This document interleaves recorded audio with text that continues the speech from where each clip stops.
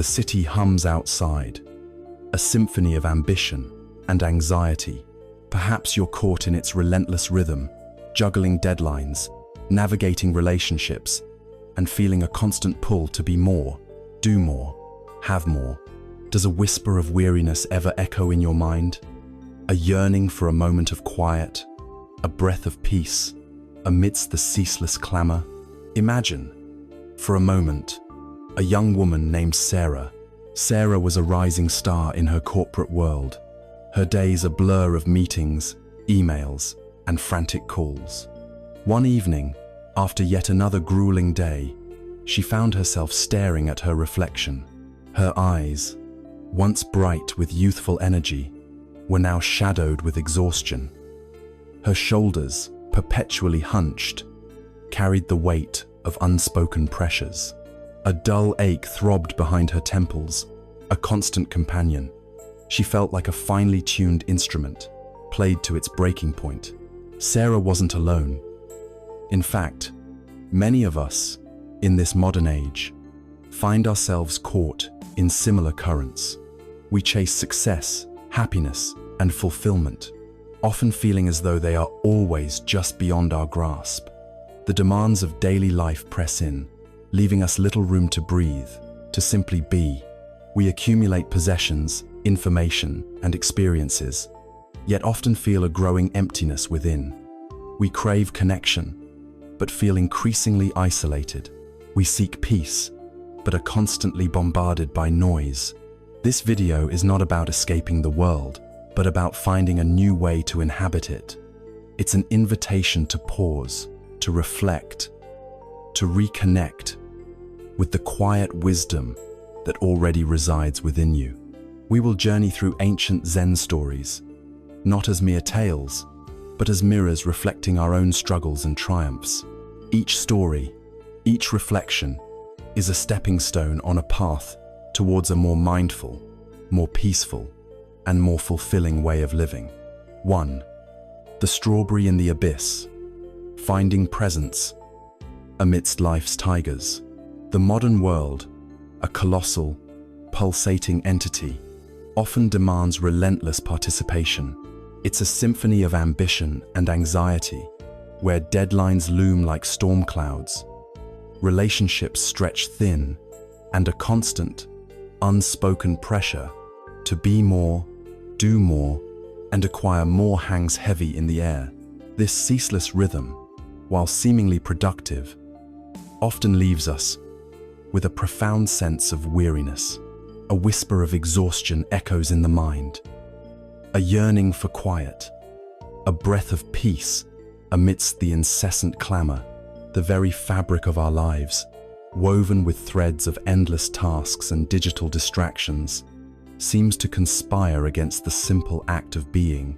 We are constantly pulled forward or dragged backward by a stream of thoughts and external demands, rarely finding solid ground in the fleeting, precious now.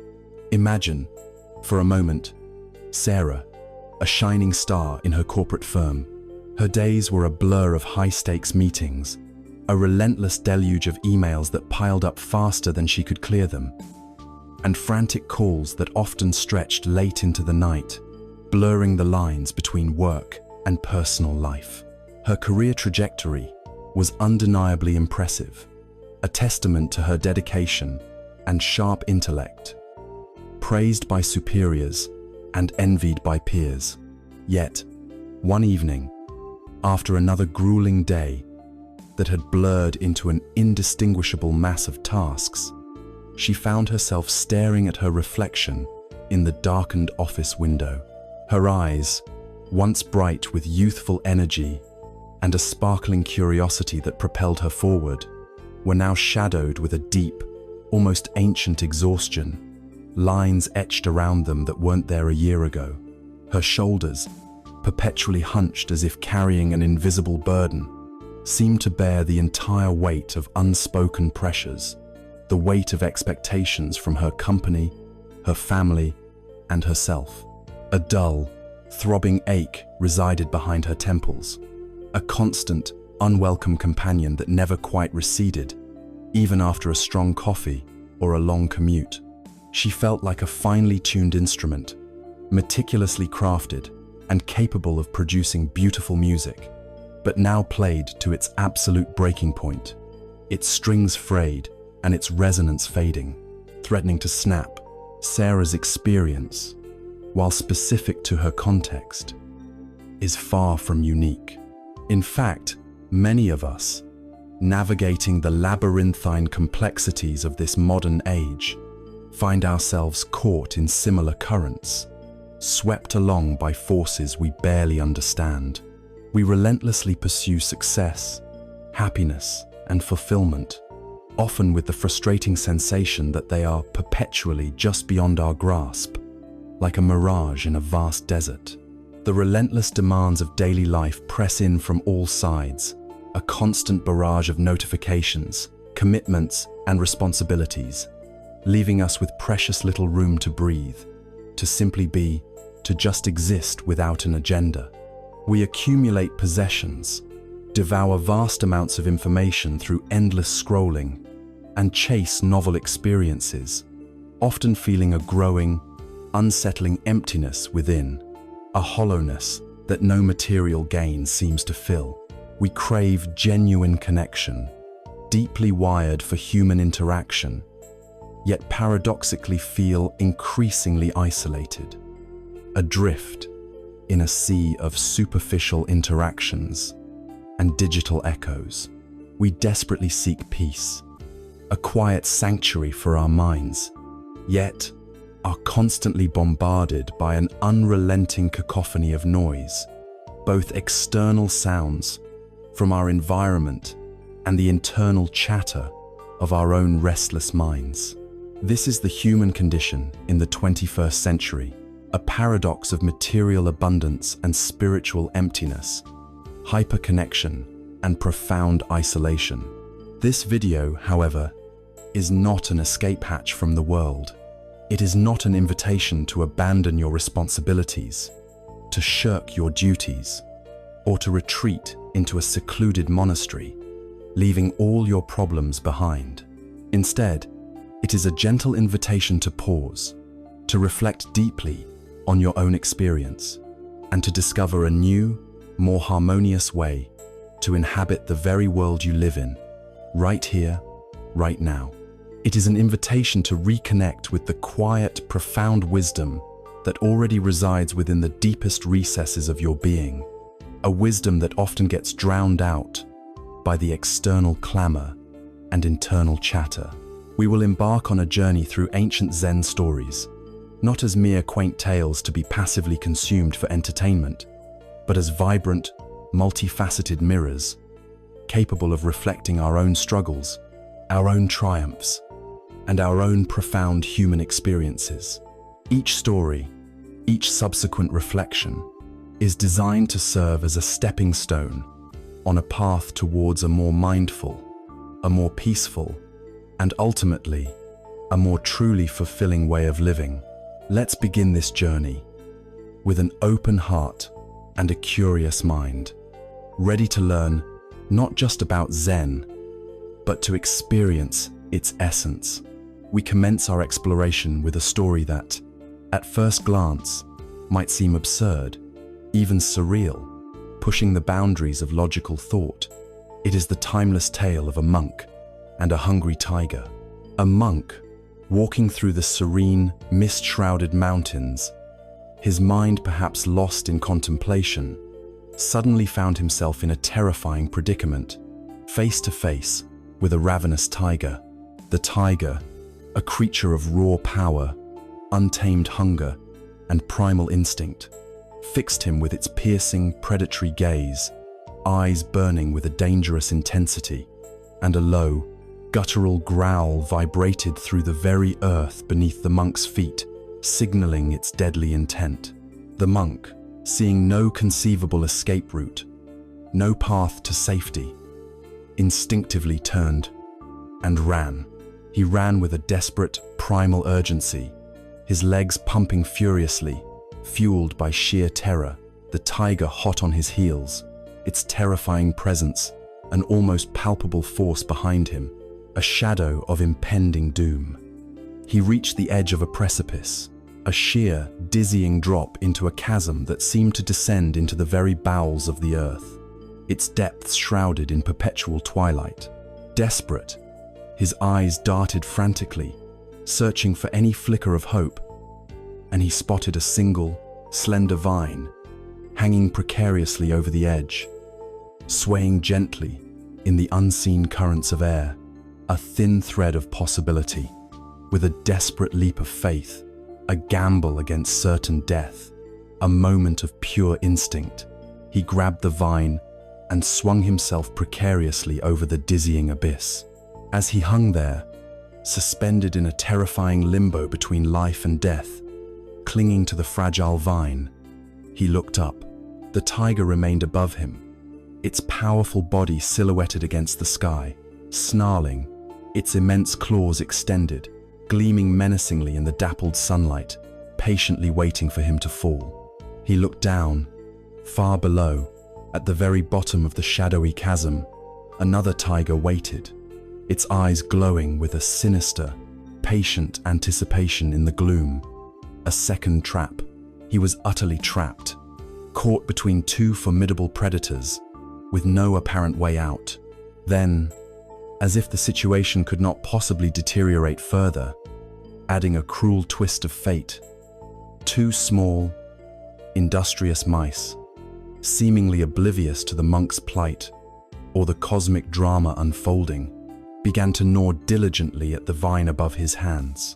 Slowly, steadily, meticulously, thread by individual thread, the vine began to fray, its fibers giving way under their persistent nibbling, its strength rapidly diminishing. And then, amidst this terrifying tableau of despair, he noticed something else. Growing out from a tiny crevice in the cliff face, just within the precarious reach of his outstretched hand, was a wild strawberry, ripe and glistening, its vibrant red, a stark contrast to the monochrome rock and the muted green of the vine, a beacon of life in the midst of peril. The monk, suspended between two hungry tigers, with the vine slowly, inexorably fraying, its threads giving way one by one, reached out, carefully picked the strawberry, and ate it. It was, he realized in that moment of profound presence, a moment untainted by past or future, the sweetest strawberry he had ever tasted. This story, seemingly absurd in its extreme circumstances, pushing the boundaries of what we deem realistic, speaks volumes about the human condition and our own daily lives. It is a profound allegory for our existence. How often do we, too, find ourselves suspended, not literally, but metaphorically, between the tigers of our past regrets and the tigers of our future anxieties? We replay past conversations in our minds, dwelling on mistakes made or opportunities lost, allowing the corrosive acid of regret to gnaw at our peace of mind, robbing us of sleep and inner quiet. Simultaneously, we fret endlessly about what might happen tomorrow, next week, or next year, the looming deadlines that seem insurmountable, the uncertain outcomes of our endeavors, the potential for failure that whispers constantly in our ears. These are our personal tigers, powerful mental constructs that can feel as real and threatening as the literal beast, consuming our energy and peace.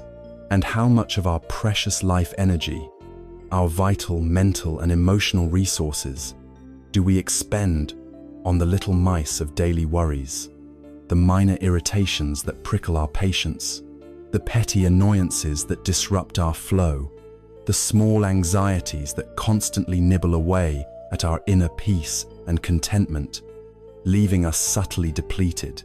These are the relentless, often unnoticed, erosions of our well-being, the tiny leaks that eventually drain our reservoir of peace. The strawberry in this profound narrative represents the present moment. It is the singular, luminous moment we truly possess, the only place where genuine joy, profound peace, and liberating wisdom can ever be found.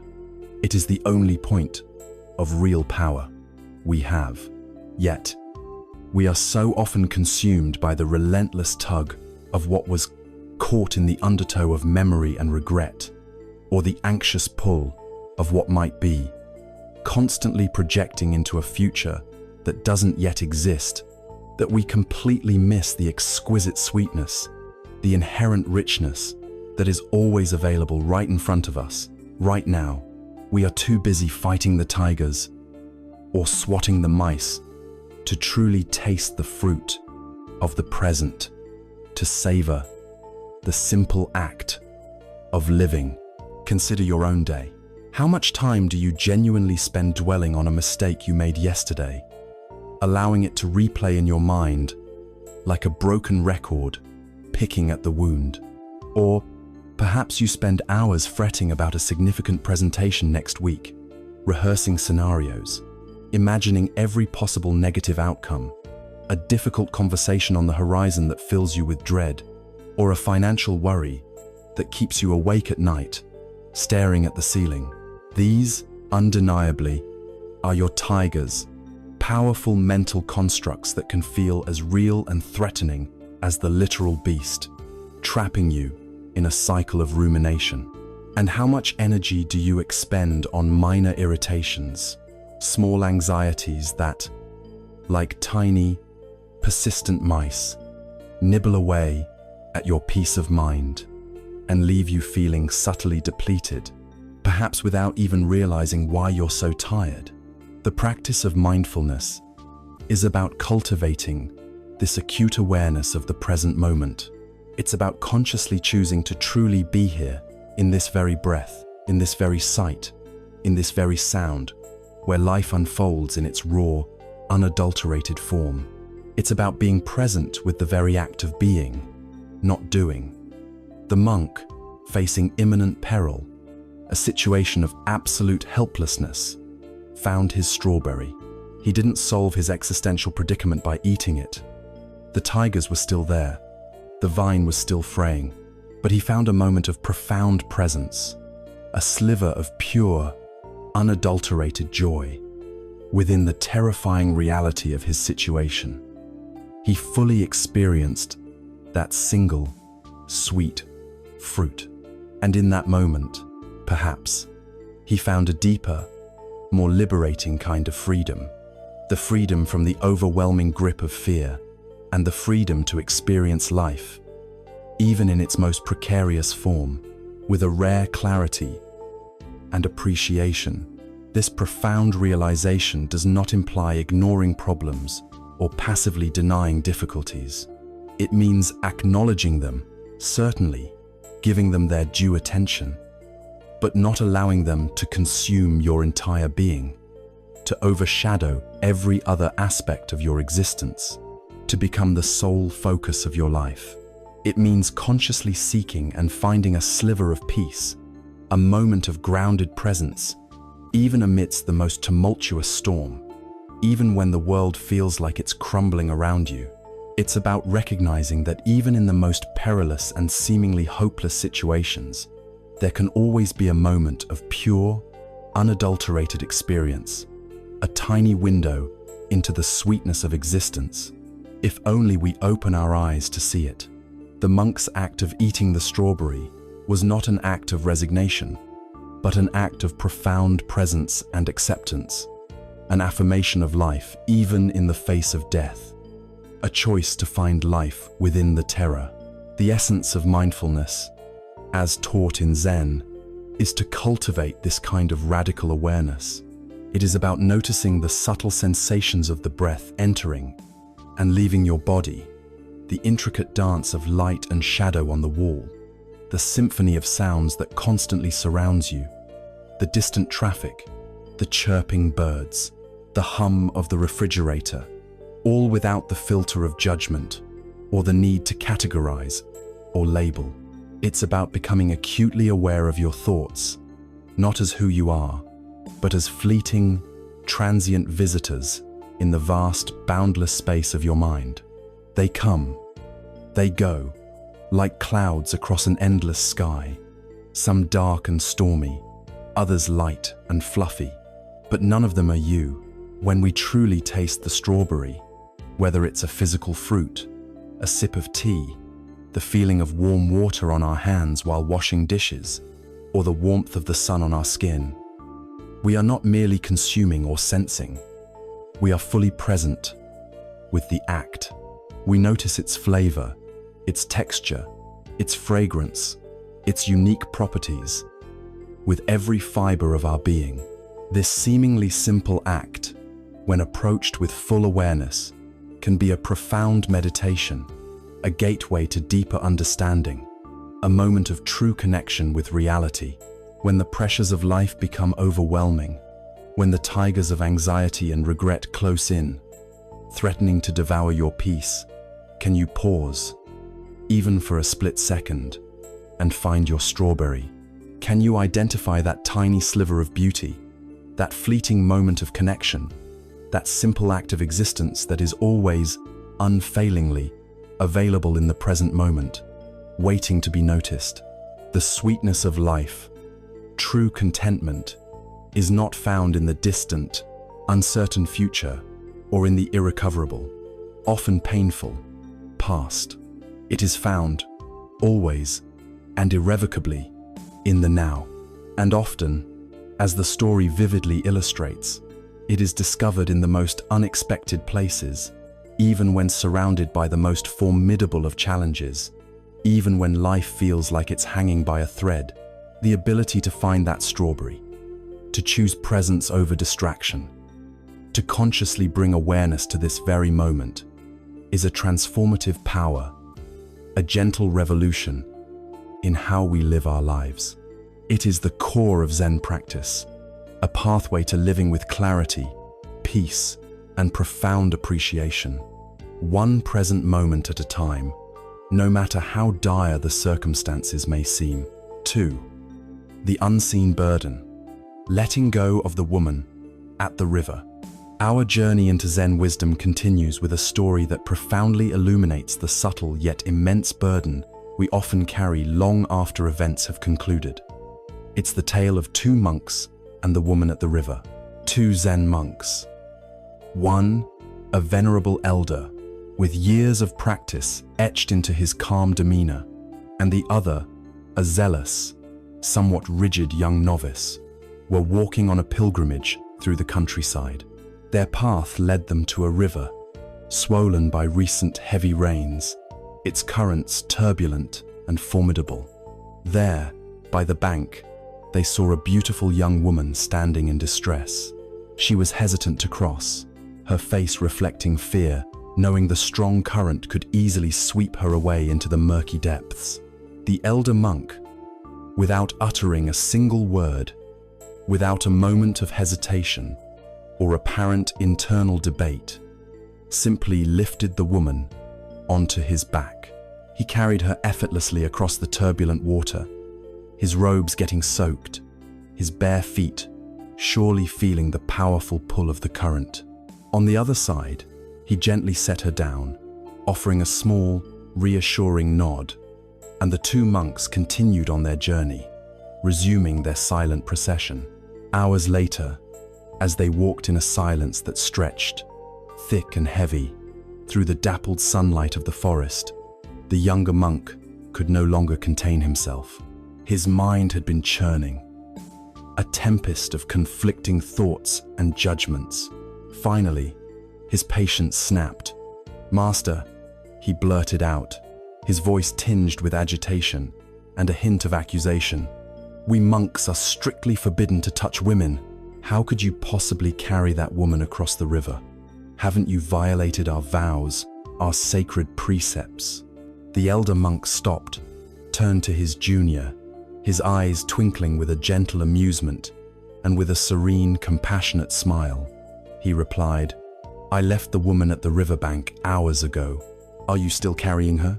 This seemingly simple exchange beautifully, yet powerfully, illustrates a fundamental human tendency, the burden of carrying past events, thoughts, and emotions long after they have transpired.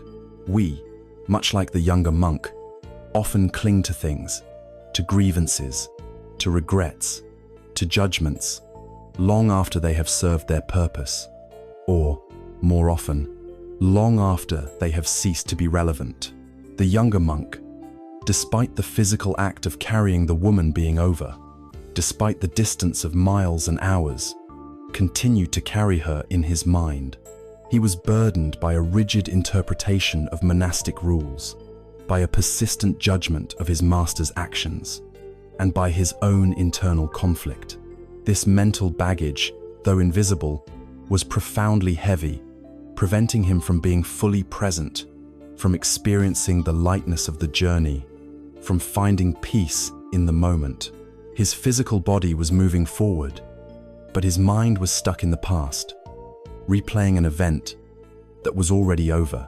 Think about the myriad of things you are still carrying in your own life. Is it a past argument, replaying endlessly in your mind, every word and nuance dissected again and again? Is it a perceived slight, a cutting remark from years ago that still stings when remembered? Is it a deep regret over a decision made years ago, a path not taken, an opportunity lost, even though you cannot change it now? Is it a simmering resentment towards someone who wronged you, a quiet bitterness that poisons your present joy? Or perhaps, on a more subtle level, is it a pervasive fear of what others might think, a constant need for external approval, a label you've internalized about yourself? I'm not smart enough. I'm not good enough. I'm always unlucky. These are the women at the riverbank that we continue to carry, long after they should have been put down, long after their utility has expired. This mental baggage is not only heavy, but it is also corrosive. It saps our vital energy, drains our emotional reserves, clouds our judgment, and keeps us tethered to moments that no longer exist, preventing us from truly living in the vibrant, unfolding present. It is like trying to run a race with a heavy backpack filled with rocks. The practice here, central to Zen and many other contemplative traditions, is the art of letting go. It's about recognizing when we are clinging to something, a thought, an emotion, a narrative that no longer serves us, that actively harms our well-being. It's about acknowledging the thought or emotion, giving it space to be seen, observing it without judgment or attachment, and then consciously, intentionally choosing to release it. This does not mean forgetting past experiences or condoning past wrongs. Memory serves a purpose, and justice is important. But it does mean freeing ourselves from their suffocating grip, from the way they dictate our present mood and future actions. It means understanding that the past is over, irrevocably concluded, and the only power it has over us is the power we willingly give it in the present moment by continuing to hold on to it. Letting go is not a one-time event, a single, decisive act that solves everything. Rather, it is a continuous, moment-by-moment practice, a lifelong cultivation. Just like a river constantly flows, endlessly moving onward, we need to allow our thoughts and feelings to flow through us, without getting stuck, without building dams that impede their natural movement. Imagine your mind as a vast, clear sky, boundless and open. Thoughts are like clouds passing by. Some are dark and stormy, heavy with rain and turmoil. Others are light and fluffy, ephemeral and fleeting.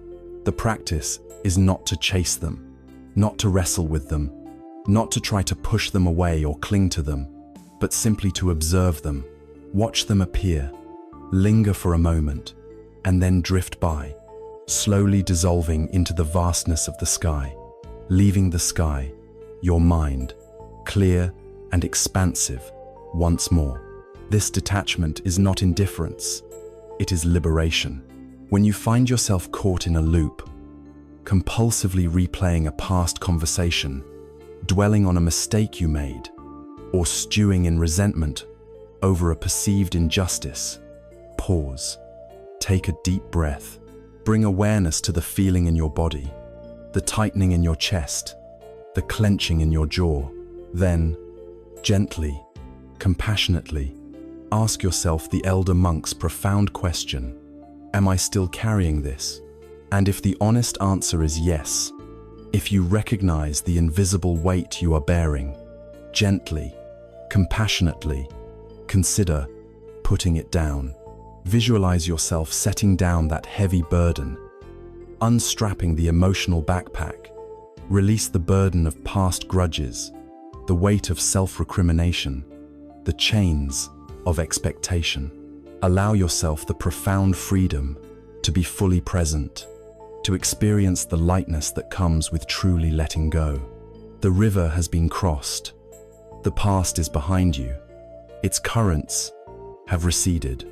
It's time to walk forward, unburdened, into the freshness of each new moment, into the unfolding potential of the present. This practice of non-attachment applies not only to negative experiences, but also to positive ones. Sometimes we cling to past successes, past glories, past joys, constantly chasing the feeling of how it used to be. This clinging too can prevent us from appreciating the new, the unfolding, the different forms of joy and success that present themselves now. Letting go means being present with what is, not what was or what should be. It's about recognizing the transient nature of all things: thoughts, emotions, events, even our own physical forms. This understanding of impermanence, anicca in Buddhist philosophy, is not a cause for despair, but a profound source of liberation. When we understand that everything is constantly changing, we cease to grasp, we cease to resist, and we open ourselves to the natural flow of life. Consider the immense energy you spend fighting against what has already happened. That energy could be redirected. It could be used to cultivate compassion, to pursue creative endeavors, to connect more deeply with loved ones, or simply to find stillness. The younger monk's mind was so consumed with the past event that he missed the beauty of the forest, the warmth of the sun, the simple act of walking. His judgment, his attachment to a rigid rule, became his own prison. The elder monk, having acted from compassion and then released the event, walked on freely, his mind clear. The true freedom is not in avoiding difficulties. Life will always present challenges, but in being able to navigate them with wisdom and then move on, leaving the emotional baggage behind. It is recognizing that while actions have consequences and lessons should be learned, dwelling on the unchangeable past serves no purpose other than to create suffering in the present. So, look around you. What unseen burden are you still carrying? What old story are you still telling yourself that keeps you stuck? Take a moment, breathe deeply, and, with conscious intention, choose to put it down. The river has been crossed. You are free to walk on. Find the lightness that awaits you when you stop carrying what is no longer there. Allow yourself to be truly present, unburdened by the ghosts of yesterday or the anxieties of tomorrow. This is the profound gift of letting go. 3. Killing the Buddha, dismantling illusions, finding inner truth. Our exploration of Zen now brings us to a teaching that, on the surface, appears jarring, even provocative. It is a well-known Zen koan, a paradoxical riddle designed to push the mind beyond its conventional limits. If you meet the Buddha on the road, kill him. This statement, seemingly an endorsement of violence or iconoclasm, is, in fact, one of the most profound teachings about the nature of enlightenment, the perils of attachment, and the essence of true liberation.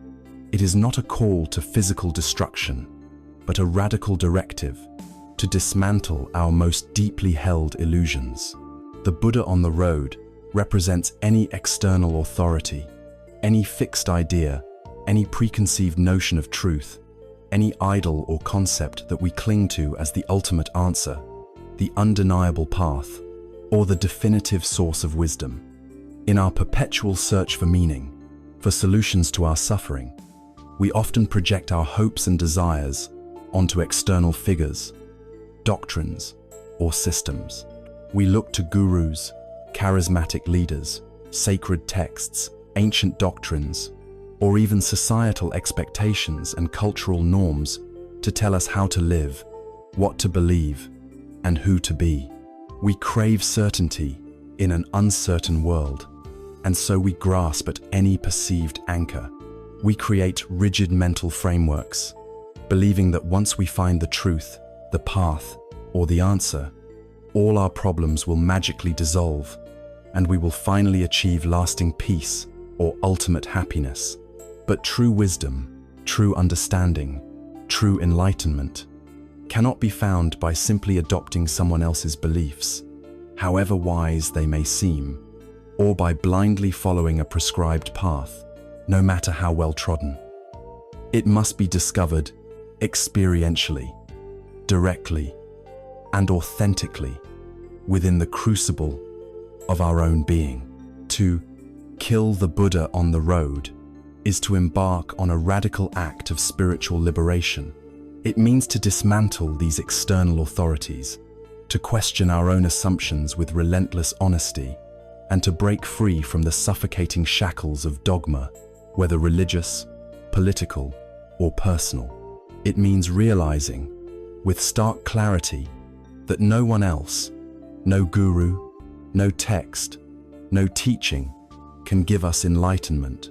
It is not a commodity to be transferred.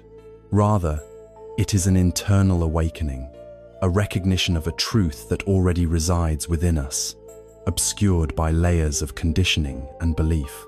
It's about trusting our own innate wisdom, our own direct experience of reality, rather than relying solely on external pronouncements, however ancient or revered. It's about realizing that even the most profound and revered teachings are ultimately pointers, like a finger pointing at the moon, not the moon itself. They are tools, not the destination.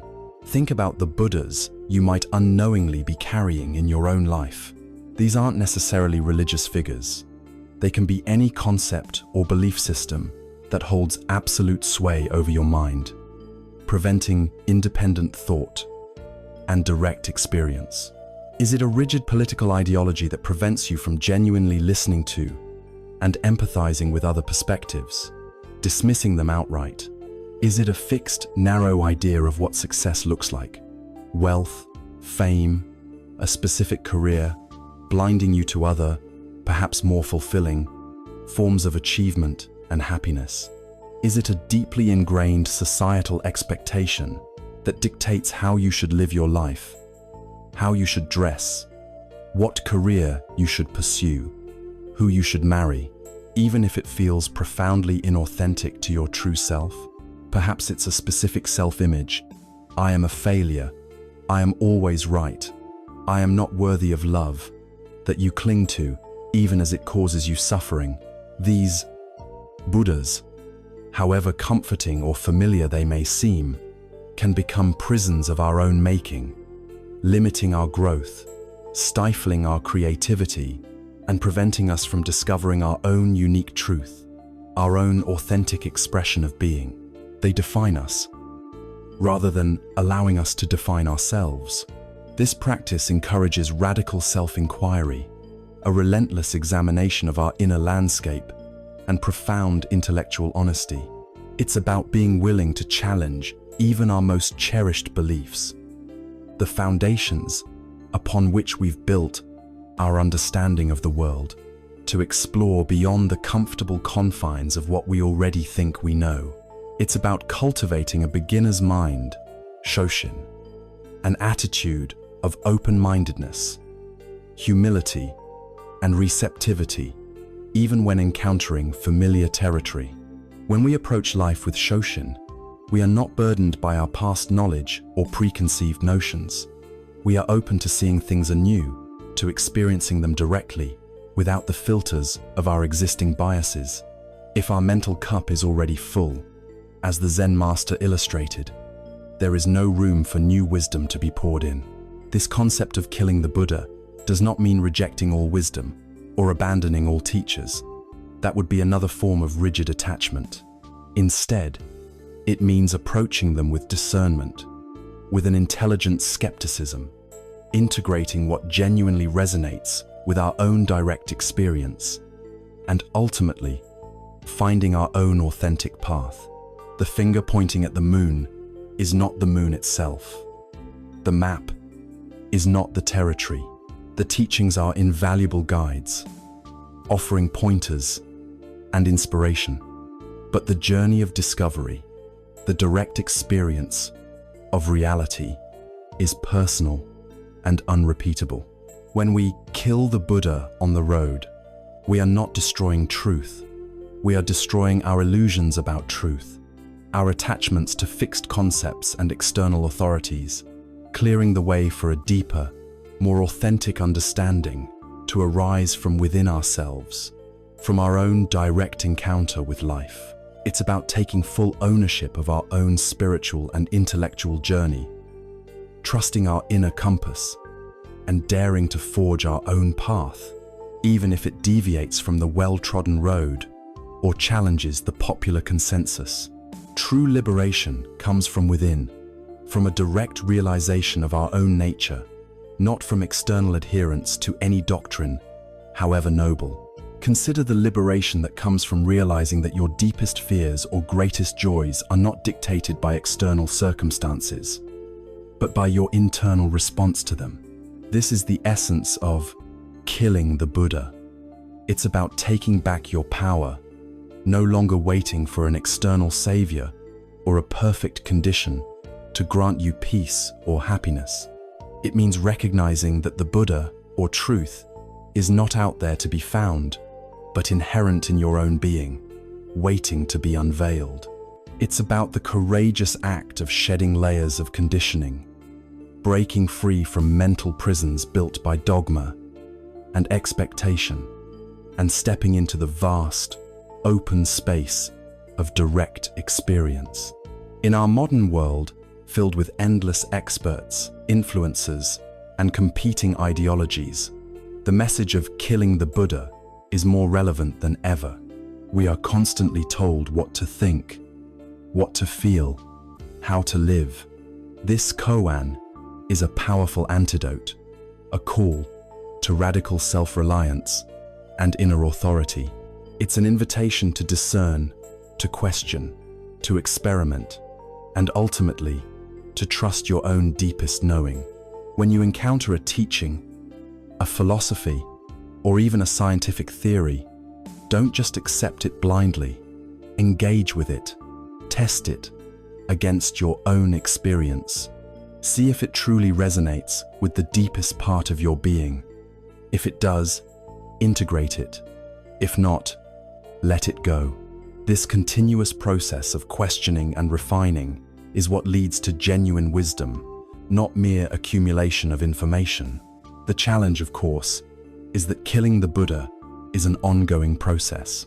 As soon as we cling to a new concept, a new teacher, or a new understanding as the ultimate truth, it becomes another Buddha on the road that needs to be questioned, re-evaluated, and ultimately transcended.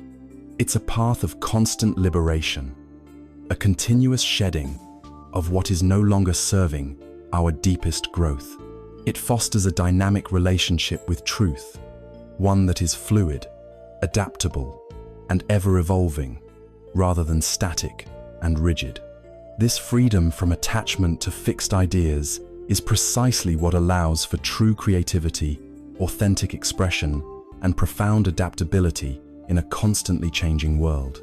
So, the next time you encounter an idea that claims to hold all the answers, or feel compelled to blindly follow a path simply because it's popular or prescribed, remember the monk's radical instruction.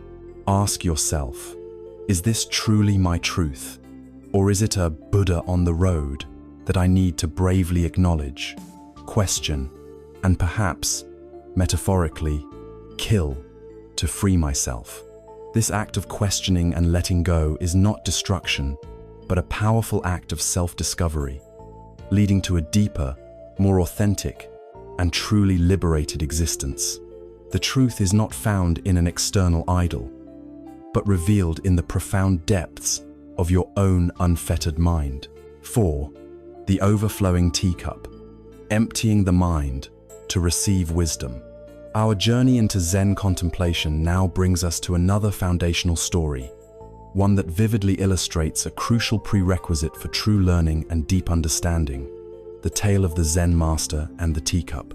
A learned professor, renowned for his vast knowledge, his sharp intellect, and his impressive academic credentials, journeyed from afar to visit a revered Zen master. The professor, brimming with theories, concepts, and philosophical speculations he had meticulously gathered over years of study, came with the explicit purpose of inquiring about Zen. He expected a profound lecture, a complex discourse, perhaps a debate that would allow him to showcase his formidable intellect. The master, in his quiet, unassuming way, greeted the professor and invited him for tea. As they sat, the master began to pour tea into the professor's exquisite teacup. He poured steadily, calmly, and seemingly without pause. The professor watched, intrigued at first, then increasingly perplexed, as the tea reached the brim of the cup. Yet, the master continued to pour. The tea began to overflow, spilling onto the saucer, then onto the table, and finally, dripping onto the floor, forming a small, dark puddle. The professor, aghast and utterly flabbergasted by this seemingly careless and wasteful act, finally burst out, unable to contain his bewilderment and irritation. "It's full. No more will go in. Why are you still pouring?" The Zen master calmly stopped pouring, his gaze direct and serene, and with a gentle, yet profound, smile he replied, "Like this cup, you are full of your own opinions and speculations. How can I teach you Zen unless you first empty your cup?" This story, simple in its narration yet profound in its implication, resonates deeply in our information-saturated, opinion-driven modern world. We live in an era of unprecedented access to data, facts, analyses, and expert advice on virtually every conceivable topic. We are constantly bombarded with information, often approaching new insights, new perspectives, or new experiences with a cup already overflowing, a mind pre-filled with our existing beliefs, ingrained biases, preconceived notions, and firmly held judgments. This mental saturation makes it incredibly difficult, if not utterly impossible, to truly learn, to genuinely absorb new perspectives, or to truly understand something different from what we already know and believe. Our full cup acts as an impenetrable barrier to new wisdom. Think about how often you encounter a new idea or a different viewpoint and immediately filter it through your existing framework, your established worldview. How quickly do you instinctively dismiss something that doesn't immediately align with your current understanding, your political leanings, your cultural norms, or your personal experiences? This full cup mentality prevents genuine understanding and stifles authentic growth. It limits our ability to empathize with others whose experiences differ from our own, to innovate beyond established paradigms, and to adapt gracefully to the ever-accelerating pace of change in the world. If our mental cup is already full, if our mind is cluttered with assumptions and prejudgments, there's literally no room for anything new, no matter how profound, how beneficial, or how liberating it might be. We become deaf to new melodies, blind to new colors. The practice of Emptying your cup is about cultivating a beginner's mind, or shoshin, in Zen. It means approaching every situation, every person, every piece of information, every experience, with an attitude of profound openness, genuine curiosity, and a deep willingness to learn, as if encountering it for the very first time.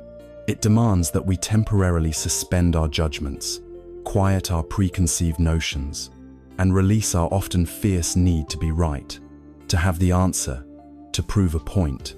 It's about listening deeply, truly hearing not just the words, but the intent and perspective behind them, rather than just waiting for our turn to speak, to offer our rebuttal, or to assert our own opinion. It's about letting go of our internal monologue for a moment to truly receive.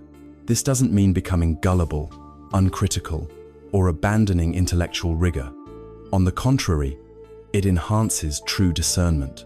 It means holding our beliefs lightly, recognizing that our current understanding is always provisional, always subject to new information and experience. It means being willing to consider alternatives, to explore uncomfortable truths, and to acknowledge the vastness of what we don't know. When we empty our cup, we create invaluable space for new insights to emerge, for fresh perspectives to blossom, and for genuine, transformative understanding to take root. It allows us to be truly present with what is, with the raw, unfiltered reality of the moment, rather than continually filtering it through what we think it should be or what we expect it to be. Consider the implications of this practice in your daily life.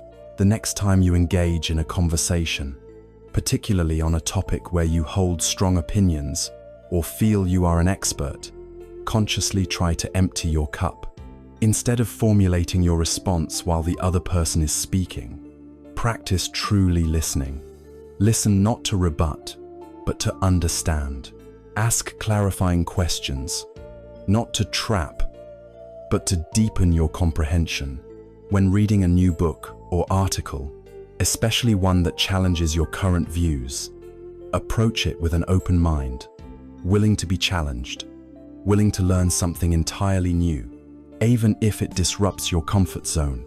If you encounter a problem at work or in your personal life, instead of immediately resorting to your usual solutions, pause and approach it with a beginner's mind. What if there's a completely different way to look at this? What if my usual assumptions are wrong? The ability to empty our cup is a superpower in a rapidly changing, increasingly complex world. It allows us to be flexible, adaptable, and continuously evolving.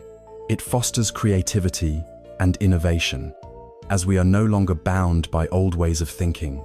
It builds empathy, as we become truly capable of stepping into another person's shoes. It reduces conflict, as we seek to understand, rather than simply to win an argument. It's in the space of an empty cup that true wisdom can be poured, not just fleeting information, but transformative understanding that reshapes our perception and informs our actions. This practice is also profoundly liberating from the burden of always having to be right, always having to know. There is immense freedom in admitting, "I don't know," or "I need to learn." It cultivates humility, which is a cornerstone of true wisdom. When we are willing to be students of life, continuously open to new lessons, life becomes an endless source of teaching. Every interaction, every experience, every challenge becomes an opportunity for growth and deeper understanding. The professor, despite his vast knowledge, was initially closed off to true learning because his mind was full. It was only when he realized his cup was overflowing that he created the space for a different kind of knowledge, a deeper wisdom, to enter. So, reflect on your own mental landscape. Is your cup overflowing with fixed opinions, rigid beliefs, or a constant need to categorize and judge? Are you so busy asserting what you know that you miss the opportunity to learn something new? Are you truly listening, or just waiting for your turn to speak. The invitation from the Zen master is gentle, yet radical. Are you willing to empty your cup? Are you willing to create space in your mind, to let go of what you think you know, so that a fresh, vital stream of wisdom can be poured in? Embrace the beginner's mind. Step into the unknown with curiosity, for it is in the vastness of an empty cup that true understanding finally finds room to reside, transforming not just what you know, but who you are. 5. The Drowning Scholar, the imperative of embodied wisdom. Our journey into Zen wisdom now turns to a story that vividly exposes the critical gap between intellectual knowledge and practical, embodied wisdom. It's the tale of the Zen student and the boatman. A young Zen student, fresh from years of rigorous study, was full of philosophical concepts, sutra verses, and abstract ideas about enlightenment. His mind was a vast library of theoretical knowledge. Eager to display his erudition, he embarked on a journey across a wide, turbulent river. An old, weathered boatman, his face a roadmap of sun and wind, took the oars. As the boatman rowed, steadily cutting through the swirling currents, the student, unable to contain his intellectual fervor, began to question him.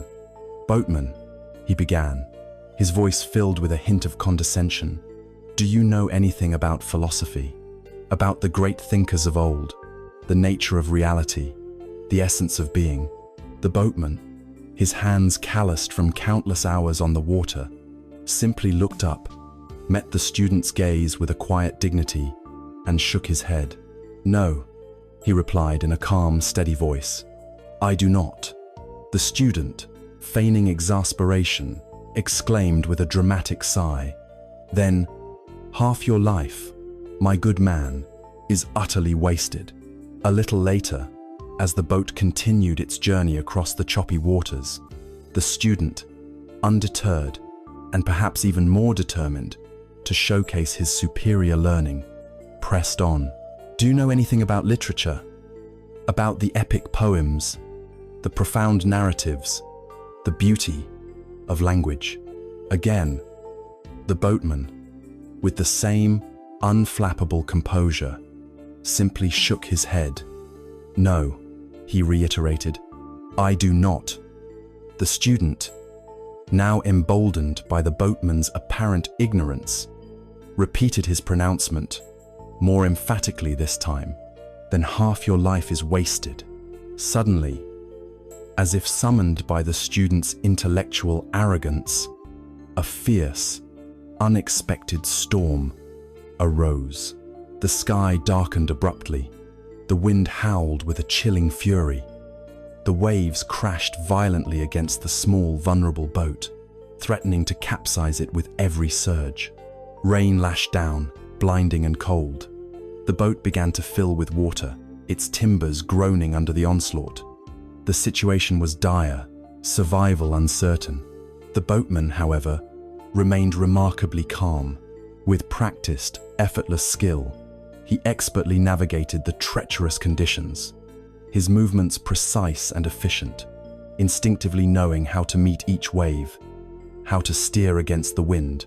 In the midst of the terrifying chaos, he turned to the trembling student, whose face was now pale with fear, and calmly, matter-of-factly, asked, "Student, do you know how to swim?"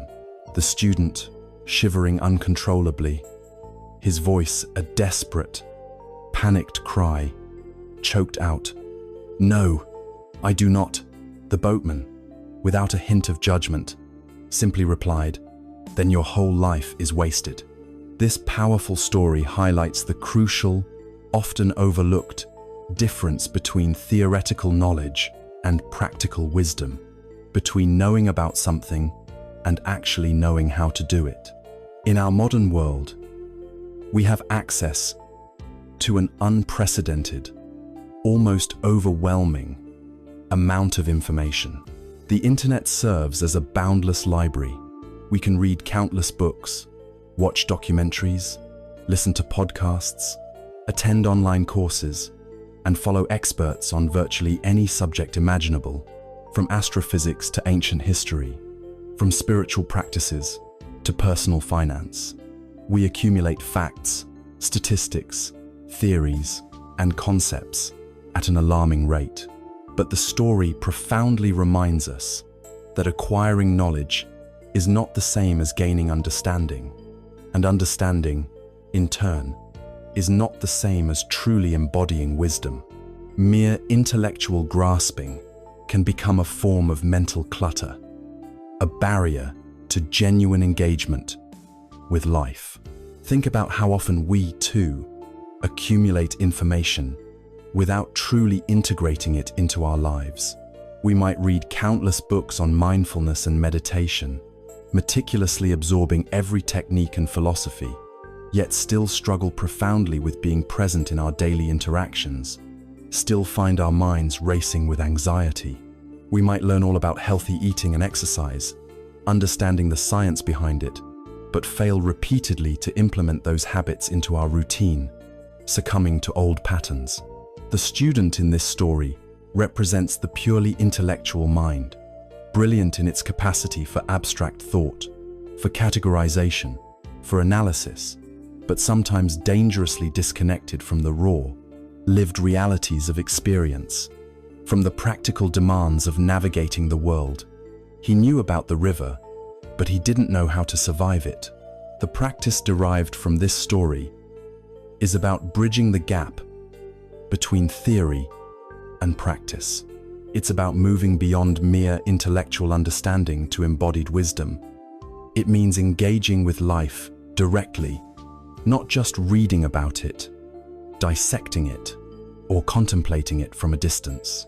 It's about taking the principles you learn, whether they are about compassion, presence, detachment, or resilience, and actively applying them in your daily life, in your relationships, in your work, and in your interactions with the world. True wisdom is not just knowing what to do, it is knowing how to do it with skill and grace, and perhaps even more profoundly, knowing why to do it, understanding the deeper purpose behind the action. It's the difference between reading a cookbook and actually cooking a meal. This also relates to the concept of experiential learning. We learn most profoundly by doing, by making mistakes and learning from them, by observing the direct consequences of our actions, and by adapting our approach based on real-world feedback. The boatman, despite his apparent lack of formal education, possessed a profound practical wisdom that enabled him to navigate the dangers of the river. His knowledge was not gleaned from books or lectures, but from countless hours of direct, hands-on experience. He had faced storms before. He had felt the power of the currents. He had learned to read the subtle signs of the wind and water. His wisdom was woven into the very fabric of his being, expressed in his calm demeanor and skillful actions, not just in his words. So, reflect on your own life. Where are you primarily a student, full of knowledge, but perhaps lacking in practical application? And where are you a boatman, possessing embodied wisdom that comes from direct experience? How can you actively translate your intellectual understanding into tangible, lived actions? This might mean carving out a few minutes each day to sit in silence, even if you've read dozens of books on meditation, rather than just theorizing about its benefits. It might mean actively practicing compassion and forgiveness in your difficult relationships, rather than just intellectually agreeing with their importance. It might mean taking a deliberate moment to truly listen to someone, rather than mentally preparing your next point. The true test of knowledge, the story implies, is its application, its ability to navigate the storms of life. The storm will eventually come for all of us. Unforeseen challenges, moments of crisis, periods of great difficulty. When it does, it's not the theories you've memorized, the facts you've accumulated, or the philosophies you've debated that will ultimately save you. It's the practical skills you've cultivated, the resilience you've forged through direct experience, the inner calm you've practiced, the ability to act skillfully in the face of adversity. The student, despite his vast intellectual prowess, was utterly helpless when faced with the real danger of drowning. His knowledge was useless in that moment. The boatman, with his humble, embodied wisdom, was the one who could actually navigate the crisis. This Zen teaching is a powerful reminder to ground our spiritual and personal development in action. Don't just read about mindfulness, practice it. Don't just talk about compassion, embody it. Don't just intellectualize about letting go, actively release your attachments. The path to wisdom is not merely through contemplation, but through engagement. It's a call to move from the head to the heart and then to the hands, to allow our understanding to manifest in our actions, to become a living, breathing reality. The boatman's calm question, "Do you know how to swim?" cuts through all the student's intellectual pretense. It strips away the superficial layers of acquired knowledge and exposes the raw truth of his vulnerability. In our own lives, we are often skilled at building elaborate intellectual castles, but how solid are their foundations when the floods come? The Zen path encourages us to be like the boatman, humble, grounded, and intensely practical, to learn not just from books, but from life itself, to accumulate not just information, but wisdom honed by experience. So, don't let your whole life be wasted on knowledge that never translates into lived wisdom. Don't be the scholar who drowns because he only knows about swimming. Get into the water, experience the currents, feel the waves, learn to swim. This active engagement with life, this willingness to apply our understanding, to embody our values, is the true mark of a deepening Zen practice. It is in the arena of everyday life, not just the quiet contemplation, that true wisdom is forged and tested. This is where we learn not just to survive the storm, but to truly live, fully and skillfully, through all its challenges. 6. Taming the wild ox, the gradual path of mind cultivation. Our journey now brings us to one of the most iconic and comprehensive metaphors in Zen Buddhism, the 10 ox, herding pictures. This series of 10 visual representations, often accompanied by poems and commentary, beautifully illustrates the progressive stages of Zen practice, from the initial yearning for awakening to the ultimate return to the marketplace, engaged in the world with compassion. It's a profound teaching about the gradual, yet ultimately transformative, process of cultivating the mind and realizing one's true nature. The ox in this allegory symbolizes the untamed mind, or the inherent Buddha, nature that is often obscured by our delusions and attachments. The ox herder represents the practitioner, the seeker on the spiritual path. Let's walk through these 10 stages, understanding how each step reflects our own journey. E. Searching for the ox, Wei Mu, not yet herding. The first picture shows the ox, herder, a figure of restless yearning, searching through mountains and valleys, often looking in all the wrong places. He has a vague, nagging sense of discontent, a profound feeling that something essential is missing from his life, a yearning for something more profound, something beyond the fleeting satisfactions of the material world. He feels a deep spiritual hunger, a sense of incompleteness, but doesn't yet know what he is searching for. This stage symbolizes the initial desire for spiritual awakening, the first stirrings of a contemplative life, the realization that the conventional paths to happiness are ultimately unfulfilling. It's the moment of awakening to dissatisfaction with the status quo, prompting the search for a deeper meaning. R. Discovering the tracks, Trugen Zuzi, first sighting of tracks. The herder then finds the tracks of the ox along a riverbank. He sees signs, subtle indications, and initial glimpses of the truth. These tracks represent the first glimmers of understanding, the initial engagement with spiritual teachings, perhaps a book that resonates deeply, a meditation practice that offers a moment of clarity, or a wise teacher whose words strike a chord. He hasn't seen the ox itself, but he knows it exists and is heading in the right direction. This stage signifies the beginning of genuine practice, guided by external teachings and initial insights. The path begins to reveal itself, even if dimly. 3. Sighting the ox. Gen Mu. Sighting the ox. Next, the herder sees the ox, but only its tail, or its head, partially obscured by bushes. He's catching glimpses of clarity, moments of insight, where the truth feels tangible, but not yet fully apprehended. It's a partial breakthrough, a powerful but fleeting experience of awakening. He knows it's there, it's real, but it's still elusive, often disappearing as quickly as it appears. This might be a powerful moment in meditation, a profound insight during a walk in nature, or a sudden realization about a pattern in one's life. This stage is about the direct, albeit incomplete, experience of our true nature. 4. Catching the ox. Danu. Catching the ox. This is a pivotal moment. The herder finally catches the ox. This signifies the initial, direct experience of enlightenment, a profound realization, a significant breakthrough where the truth is no longer conceptual but directly experienced.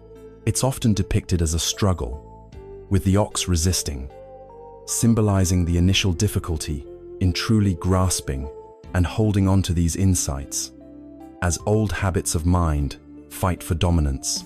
This is a moment of profound transformation, where the reality of one's inherent nature becomes undeniably clear, even if not yet fully integrated. 5. Taming the ox. Munyo. Herding the ox. After catching the ox, the herder must now tame it. This is not about destroying the ox, but about guiding it, harmonizing with its immense power. This represents the continuous, often arduous, process of integration and refinement of practice. The ox is powerful, untamed. It symbolizes the wildness of our own minds, our ego, our deeply ingrained impulses, our habitual patterns of thought and emotion.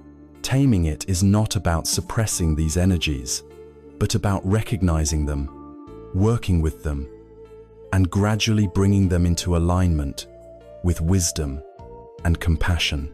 This stage is about consistent, diligent practice, regular meditation, mindful living, ethical conduct, and emotional regulation. It's a long, patient process of cultivating inner discipline and compassion, not through force, but through gentle persistence. Lu. Riding the ox home. Kinyo Gweja. Riding the ox home. In this serene image, the ox, herder, is shown riding the ox home, playing a flute, in a state of relaxed naturalness. The ox and the herder are depicted as one. There is no longer a struggle, no effort required. The practice has become effortless, spontaneous, and fully integrated into daily life. This signifies a harmonious state of enlightened living, where wisdom is no longer something to be pursued, but a natural expression of being. The inner struggle has subsided, and there is a profound sense of ease and freedom. This stage is about the deep embodiment of wisdom, where mindfulness is not a forced effort but a natural way of being. 7. The ox forgotten, the man remaining. Wong Yu Tswenren. Ox forgotten, person remaining. Here, the ox is gone, and only the herder remains, sitting peacefully. This signifies the transcendence of the concept of enlightenment itself, and the goal of obtaining it. The ox, the separate goal, and the herder, the separate seeker, dissolve into a unified reality. There is no longer a separate, enlightened person or an enlightened state to be achieved. It's about realizing that there was never anything to gain, only something to realize. The striving ceases, and all that remains is the inherent, natural clarity of consciousness, the person who was always present before the search began. Ba, both ox and man forgotten. Renyu Juwong, both ox and person forgotten. This is often depicted as an empty circle, representing the complete dissolution of all dualities, all distinctions between self and other, subject and object, enlightenment and delusion. This is the ultimate emptiness, sunyata, the understanding that there is no separate self, no separate world, no separate goal. It is simply suchness, the raw, unadulterated reality of existence beyond all concepts and labels. All mental constructs, including the idea of enlightenment or non-duality, are transcended. It is the void, not as nothingness, but as the source of all potential. 9. Returning to the origin. Fanburn Wonyen, return to the origin. In this picture, the ox herder is shown returning to the natural world, a stream flowing, a tree blooming. This implies that enlightenment is not about going somewhere else, not about escaping the world or transcending it in a way that separates us from it. Rather, it is about realizing the true nature of what already is. It's about seeing the ordinary world with extraordinary clarity, appreciating its inherent beauty and sacredness. The mundane becomes magnificent. There is no special place to reach. The source, the Buddha, nature, is found in the everyday, in the here and now. The practitioner sees all phenomena as manifestations of the awakened state, Shir, entering the marketplace with helping hands. Ruby Treisho, entering the marketplace with helping hands. This is the ultimate expression of the Zen path. The ox herder, no longer a solitary seeker, returns to the bustling marketplace, interacting with ordinary people, often depicted as a smiling, compassionate figure, sometimes carrying a bottle of wine, symbolizing embracing the mundane, or simply extending a helping hand. This signifies that true enlightenment is not about retreating from the world in isolation, but about engaging with it fully, serving others, bringing compassion, wisdom, and genuine presence into the ordinary activities of daily life.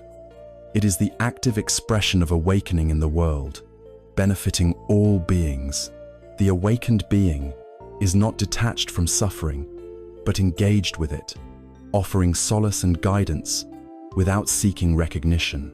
This entire journey of the ox herder is a profound metaphor for our own spiritual path. We all start by searching, often without knowing exactly what we are searching for, only feeling an inner nudge. We follow tracks, we catch glimpses, we have breakthroughs, and then the real work begins. The long, patient process of integrating those insights into our everyday existence, taming the wildness of our own minds, not to suppress it, but to live in harmony with it.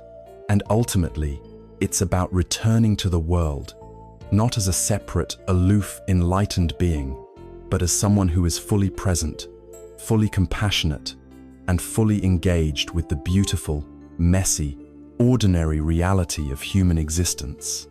The true measure of our growth is not how far we've gone in our meditations or how many books we've read, but how deeply we've learned to live, how authentically we serve, and how readily we embrace the world just as it is, with an open heart. The path is not a destination, but a continuous unfolding, a dance between striving and letting go, seeking and finding, retreating and returning. It is the living practice of becoming fully human, fully awake. 7. Rice and bowls, the sacredness of the mundane. Our Zen journey now shifts focus, moving from grand metaphors of spiritual progression to the profound simplicity of everyday life. Consider these seemingly mundane instructions from a Zen master. When asked about the path to enlightenment, he would sometimes reply, with utter simplicity, "Eat your rice." Other times, his directive might be equally humble. "Go wash your bowls." These aren't just practical chores. These seemingly unremarkable instructions hold a profoundly radical teaching about mindfulness and the very essence of spiritual practice. We often fall into the trap of compartmentalizing our lives, especially when it comes to spiritual practice. We imagine spiritual growth as something separate from our ordinary existence. We might believe that to truly engage with our inner world, we need special conditions, a perfectly quiet room, perhaps a serene temple setting, a specific posture like the full lotus, or designated, uninterrupted blocks of time set aside solely for meditation. We might envision grand insights occurring only during intense retreats or profound contemplation in nature. But true mindfulness, genuine spiritual awakening, isn't about escaping daily life or creating a separate, purified sphere for our spiritual selves. It's about fully, deeply, and consciously inhabiting it. It's about bringing conscious awareness, a deliberate and attentive presence, to every single moment, to every single action, no matter how small, how repetitive, or how seemingly insignificant. When the master says, "Eat your rice," he is not merely giving a culinary instruction. He is inviting us to be fully, utterly present with the act of eating, to notice the texture of the rice, its warmth, its slight stickiness, its individual grains, to savor its subtle flavor, perhaps the earthy notes of brown rice or the delicate sweetness of white. To be aware of the simple, rhythmic act of chewing and swallowing, the physical sensations within the mouth and throat, to feel the warmth spreading through our body, and to be profoundly aware of the nourishment it provides, the energy it bestows, sustaining our very existence. How often do we eat while distracted by our phones, scrolling mindlessly through social media, or watching television, our attention fragmented? How often do we eat while our minds race with worries about the future or linger on regrets from the past? When we eat mindlessly, we not only miss the richness of the sensory experience, but we also fail to truly nourish ourselves, both physically and mentally. Our body consumes, but our mind remains hungry for presence. Similarly, "Go wash your bowls" is a directive to engage with complete presence in the task at hand, however humble it may be. It's about washing the bowls with attention and care, noticing the feel of the warm water, the slippery lather of the soap, the smooth or rough texture of the ceramic or glass, the satisfying squeak of a clean surface. It's about letting go of the past, the meal you just finished, perhaps still lingering in your memory, and the future, the next task on your to-do list, pulling your attention forward, and simply being entirely present with the act of washing. For many of us, mundane chores like washing dishes, doing laundry, or sweeping the floor are seen as tedious obstacles to be overcome, as things to simply get through as quickly and efficiently as possible, so we can move on to something more important or more spiritual. But this is a profound misunderstanding. These ordinary moments, precisely because they are so frequent and unassuming, are ripe with opportunities for profound mindfulness. They are the training ground for our attention. The practice here is to deliberately transform the mundane into the sacred. It's about bringing the same level of attention, intention, and care to washing dishes, driving a car, waiting in line, or walking down the street, as you would to a formal meditation session or a profound spiritual ritual. It's about recognizing that every single moment, every action, no matter how small or repetitive, is an opportunity to practice presence, to anchor yourself in the here and now. When you wash your bowls, truly just wash your bowls. When you eat your rice, truly just eat your rice. This simple, undivided focus liberates us from the endless, exhausting chatter of our minds, the constant stream of planning, judging, regretting, and anticipating, and grounds us firmly in the direct, immediate experience of life itself. It cuts through the illusion that some moments are more valuable or spiritual than others. This kind of embedded mindfulness doesn't require a spiritual retreat to an ashram or a special guru to guide you. It can be practiced right here, right now, in your own kitchen, at your desk, on your commute, in your conversations. It's about consciously choosing to bring your full attention to whatever you are doing at this very moment. If you are walking, notice the sensation of your feet on the ground, the swing of your arms, the rhythm of your breath, the sights and sounds around you. If you are listening to a friend, truly listen, not just to their words, but to the nuances of their tone, their body language, the unspoken emotions, without mentally formulating your response. If you are drinking a cup of coffee, notice its warmth, its aroma, its taste, the feeling as it slides down your throat. Each of these moments, when fully inhabited, becomes a gateway to presence, a small anchor in the storm of mental distraction. The beauty of this approach is its accessibility and its practicality. We don't need to add anything new to our already overflowing schedules. We simply need to change how we engage with what we are already doing. Instead of doing dishes mindlessly while thinking about tomorrow's tasks, we wash dishes mindfully, allowing the act itself to become a meditation. This transformation in attitude reclaims moments that were once lost to distraction and turns them into opportunities for inner peace and profound connection. It teaches us that sacredness is not confined to temples or designated spiritual spaces. It is inherent in the very fabric of existence, waiting to be unveiled by our attentive awareness. Moreover, this practice cultivates a deep respect for the ordinary. It acknowledges that true wisdom isn't just found in lofty philosophical concepts, but in the simple acts of caring for ourselves, our environment, and each other. The act of washing bowls, often seen as menial, becomes an act of care, gratitude, and presence. It connects us to the cycles of life, to the need for nourishment and cleanliness, to the basic necessities that underpin our existence. When we approach these tasks with mindfulness, they cease to be burdens and instead become opportunities to embody our deepest values. We become less hurried, more grounded, and more appreciative of the small, often overlooked, details that make up the rich tapestry of life. The challenge, of course, is the mind's pervasive tendency towards distraction.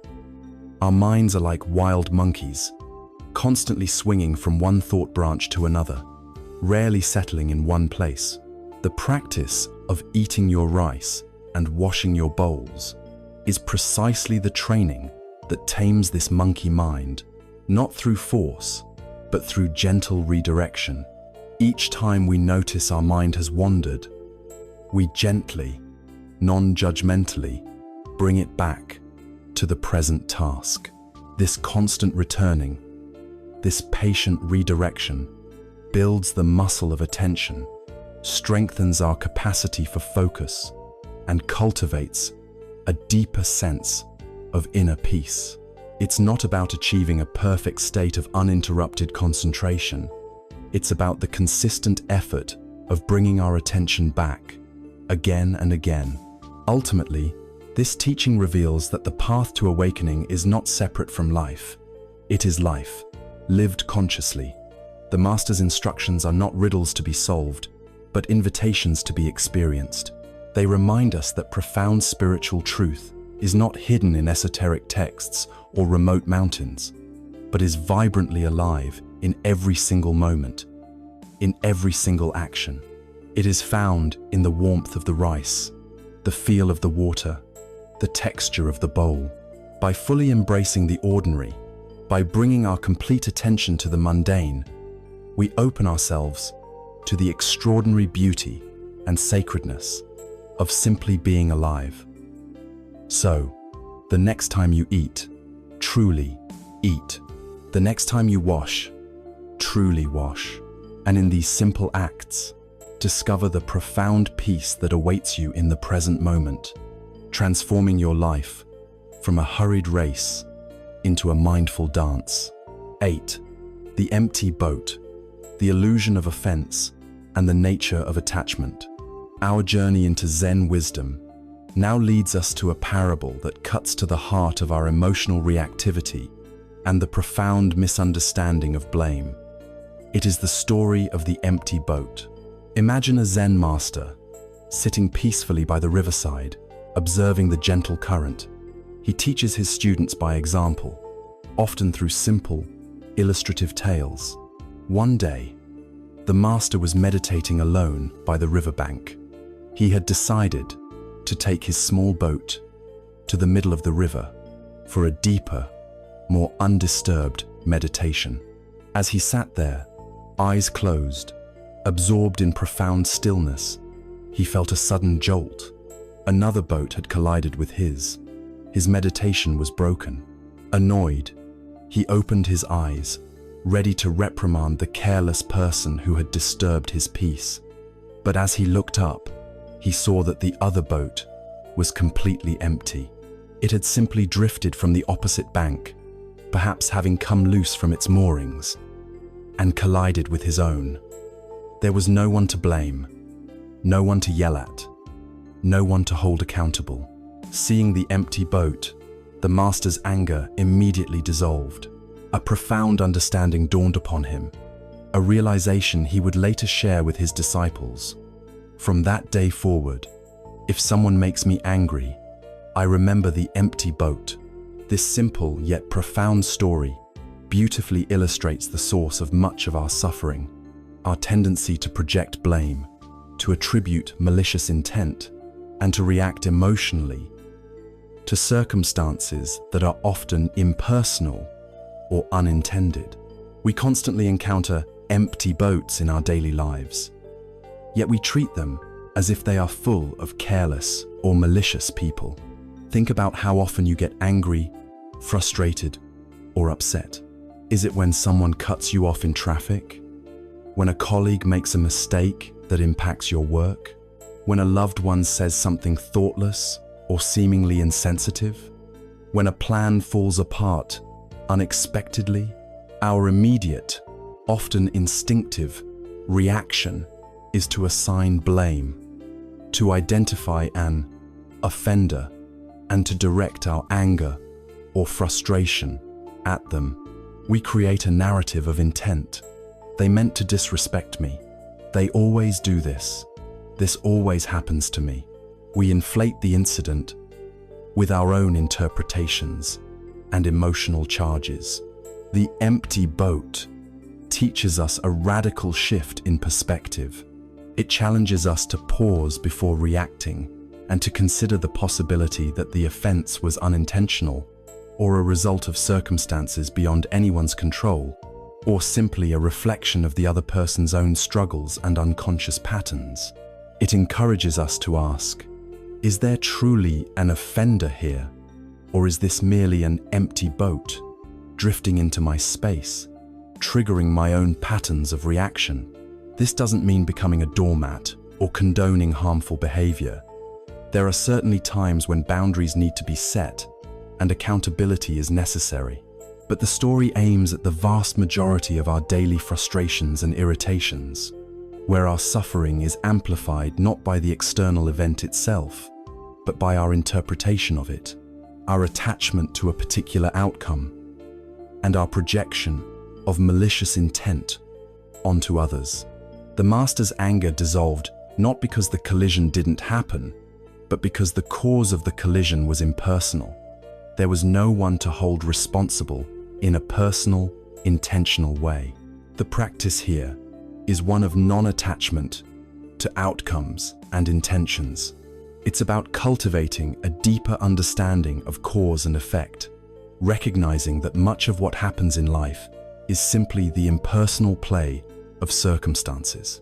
When someone criticizes us, instead of immediately feeling offended and defensive, we can ask, is this a genuine critique, perhaps delivered clumsily, or is it merely their own unresolved issues being projected onto me?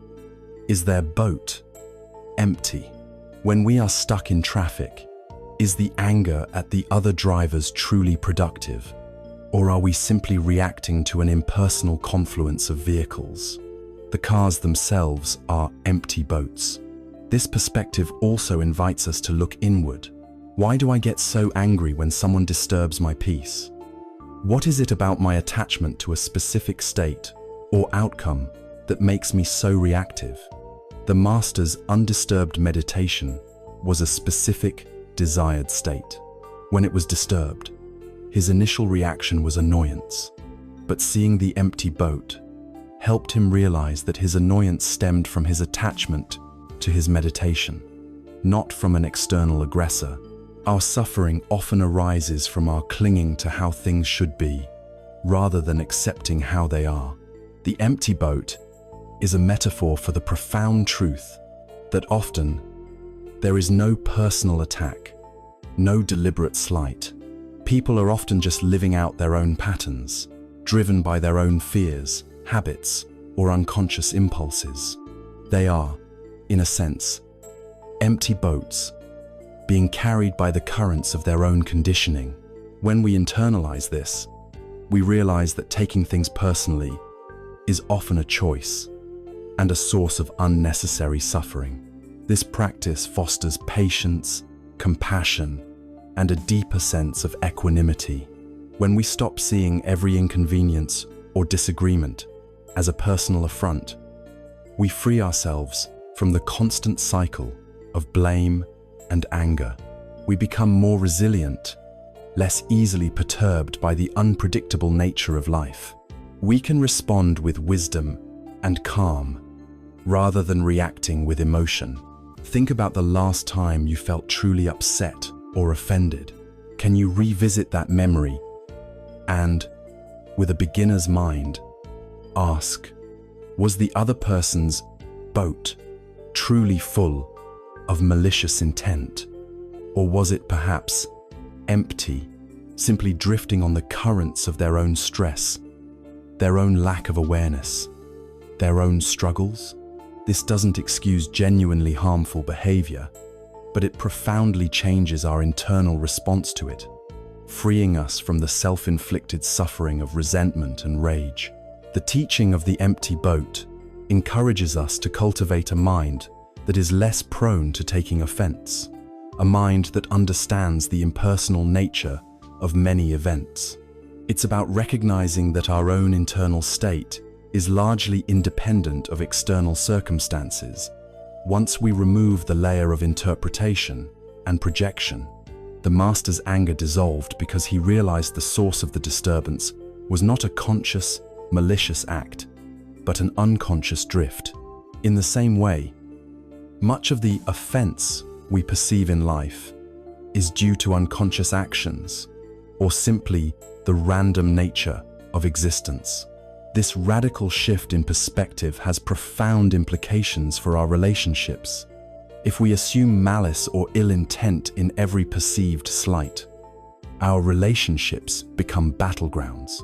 If we apply the empty boat principle, we can approach interactions with more understanding, more patience, and less defensiveness. We can offer compassion instead of judgment, and seek clarity instead of assuming the worst. It allows us to be more forgiving, both of others and of ourselves. Ultimately, the empty boat teaches us about the nature of our own mind and our attachments. Our upset often stems from our attachment to things being a certain way, or to others behaving in a particular manner. When those attachments are disturbed, we react. The master's realization was that the disturbance itself was impersonal, and therefore his attachment to an undisturbed meditation was the root of his frustration. When he let go of that attachment, his mind returned to peace. So, the next time you feel a surge of anger, frustration, or personal offense, take a breath, pause, and remember the empty boat. Is there truly someone in that boat intentionally trying to upset you, or is it merely drifting? This simple question can be a powerful practice, transforming moments of reactivity into opportunities for profound inner calm, leading to a life lived with greater equanimity and less unnecessary suffering. The world is full of empty boats. Our peace lies in recognizing them for what they are. 9. The Zen Master's last breath. Embracing impermanence. Our journey through Zen wisdom now confronts one of life's most profound and inescapable truths: impermanence. This universal law, often resisted or ignored, holds the key to true liberation and a deeper appreciation for every moment. The story that illuminates this truth is one often told about Zen masters approaching their final moments, choosing to embrace death with the same conscious awareness they brought to life. Imagine an old Zen master, known throughout the land for his profound wisdom, his unwavering equanimity, and his ability to guide countless students to inner peace. He had lived a long, full life, dedicating decades to diligent practice and selfless teaching. As he neared the end of his days, surrounded by his devoted disciples, the atmosphere in the room grew heavy with sorrow and apprehension. His students, though intellectually aware of impermanence, were deeply attached to their beloved teacher. They wished for him to remain, to continue his guidance, to defy the natural order. The master, sensing their unspoken grief and fear, gathered his remaining strength. He looked at each of his students, his eyes clear and full of compassion. Then, with a gentle smile, he composed a final poem, a death poem, as is traditional in Zen. 72 years I have kept the ox, head, ox, tail. This morning, I step through the iron gate. The old tree sheds its leaves. The river flows on. No coming, no going. With these words, spoken with utter serenity, he then simply lay down, took a final, conscious breath, and passed away. There was no struggle, no clinging, no fear, only a peaceful acceptance, a seamless transition. The disciples, witnessing this profound embrace of impermanence, experienced not just grief, but also a deep sense of awe and a transformative understanding that transcended their personal sorrow. This story, or variations of it, serves as a powerful reminder that everything in life is in a constant state of flux. Nothing is permanent. From the grandest mountains that erode over millennia to the fleeting beauty of a single flower, from our own youthful vigor to the inevitable decline of old age, change is the only constant. Yet, much of our suffering arises from our fierce resistance to this fundamental truth. We cling to pleasant experiences, wishing they would last forever. We resist unpleasant ones, wishing they would disappear immediately. We hold on to people, possessions, identities, and ideas, fearing their inevitable loss. This clinging, this resistance, is the source of our anxiety, grief, and disappointment.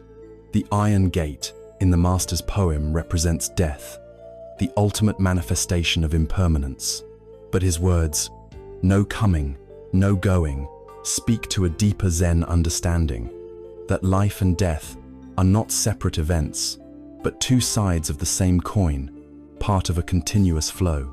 Just as a wave rises from the ocean and returns to it, so too do forms appear and dissolve. There is no fundamental beginning or end, only transformation. Think about your own life and the areas where you experience the most struggle. Is it your attachment to youth, physical appearance, or health? You're clinging to a particular job, status, or financial security. Your fierce grip on relationships, fearing their change or end.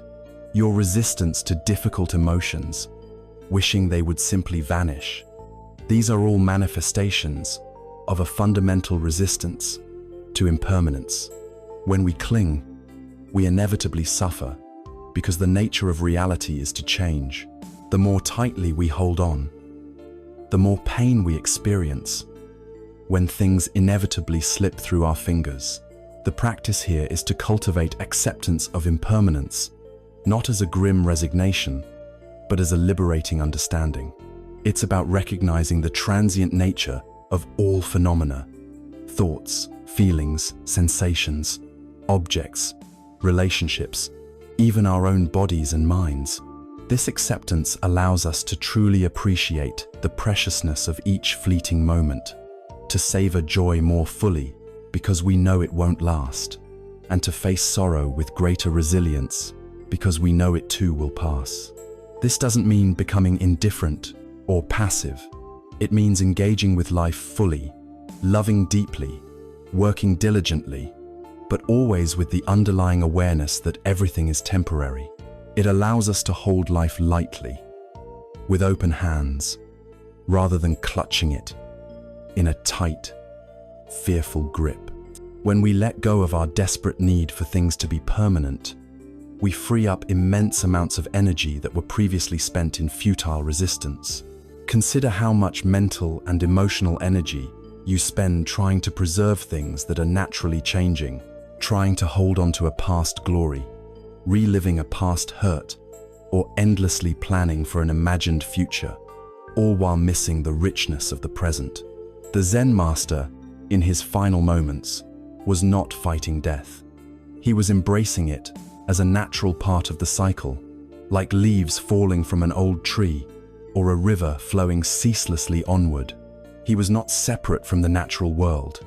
He was one with its endless transformations. This practice of embracing impermanence also cultivates non-attachment. It's not about not having things or loving people, but about not clinging to them in a way that creates suffering when they inevitably change or depart. We can enjoy beauty without needing to possess it forever. We can love deeply without needing to control the other person or prevent them from changing. We can work towards goals without being devastated if the outcome isn't exactly as we planned. For example, when you experience a moment of great happiness, a beautiful sunset, a warm conversation, a delicious meal, instead of trying to mentally cling to it, simply savor it fully. Notice the joy, appreciate its presence, and then gently let it go as it passes. This allows you to experience the next moment, whatever it may bring, with fresh eyes. Similarly, when you experience a difficult emotion like sadness or anger, instead of resisting it or trying to push it away, acknowledge its presence. See that it too is impermanent, a wave that will rise and fall. Allow it to move through you without dwelling on it, without letting it define you. The wisdom of impermanence is a profound antidote to anxiety. Much anxiety stems from fear of the unknown future, fear of loss, fear of change. When we truly understand that change is the very nature of existence, we can lean into it, trust the flow, and find a deeper sense of peace amidst life's inherent uncertainties. It fosters resilience, knowing that even the hardest times will eventually pass. It encourages gratitude, making us aware of the preciousness of each fleeting moment. The master's death poem also highlights the continuity beyond individual form. No coming, no going. While the individual form of the master dissolves, the fundamental essence of existence, the river flows on, the leaves fall, but life continues. This is the understanding that while our individual bodies and minds are impermanent, the vast, interconnected web of life, the fundamental ground of being, is eternal. Our individual existence is like a wave on the ocean. The wave is impermanent, but the ocean itself is not. So, the next time you face a change, a loss, or simply the passing of time, remember the old Zen master. Instead of resisting the flow, try to embrace it. Allow yourself to feel the natural sadness of loss, but also recognize the liberating truth that all things are impermanent. This understanding frees us from the futile struggle against reality and opens us to a deeper, more peaceful way of being. It allows us to live fully, love completely, and let go gracefully, finding profound beauty in the ever-unfolding dance of life and death, of coming and going. Embrace the wisdom of impermanence and find true freedom. 10. The sound of one hand clapping, beyond dualistic thought. Our journey into Zen now brings us to perhaps the most famous and enigmatic of all Zen koans. What is the sound of one hand clapping? This isn't a trick question, nor is it meant to frustrate or mock.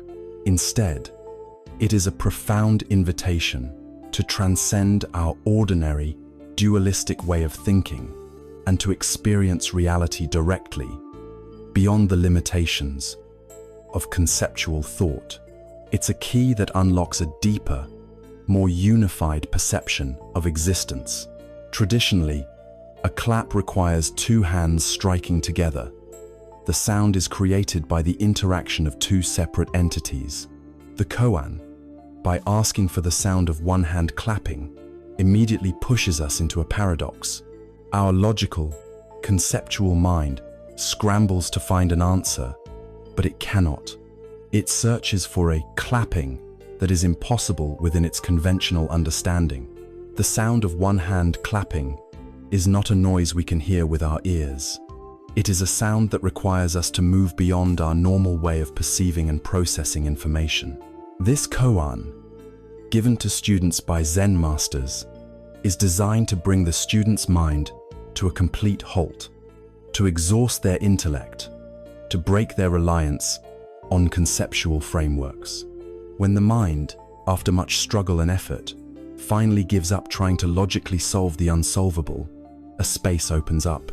In that space, a direct, intuitive insight can arise, an experience that transcends words and concepts.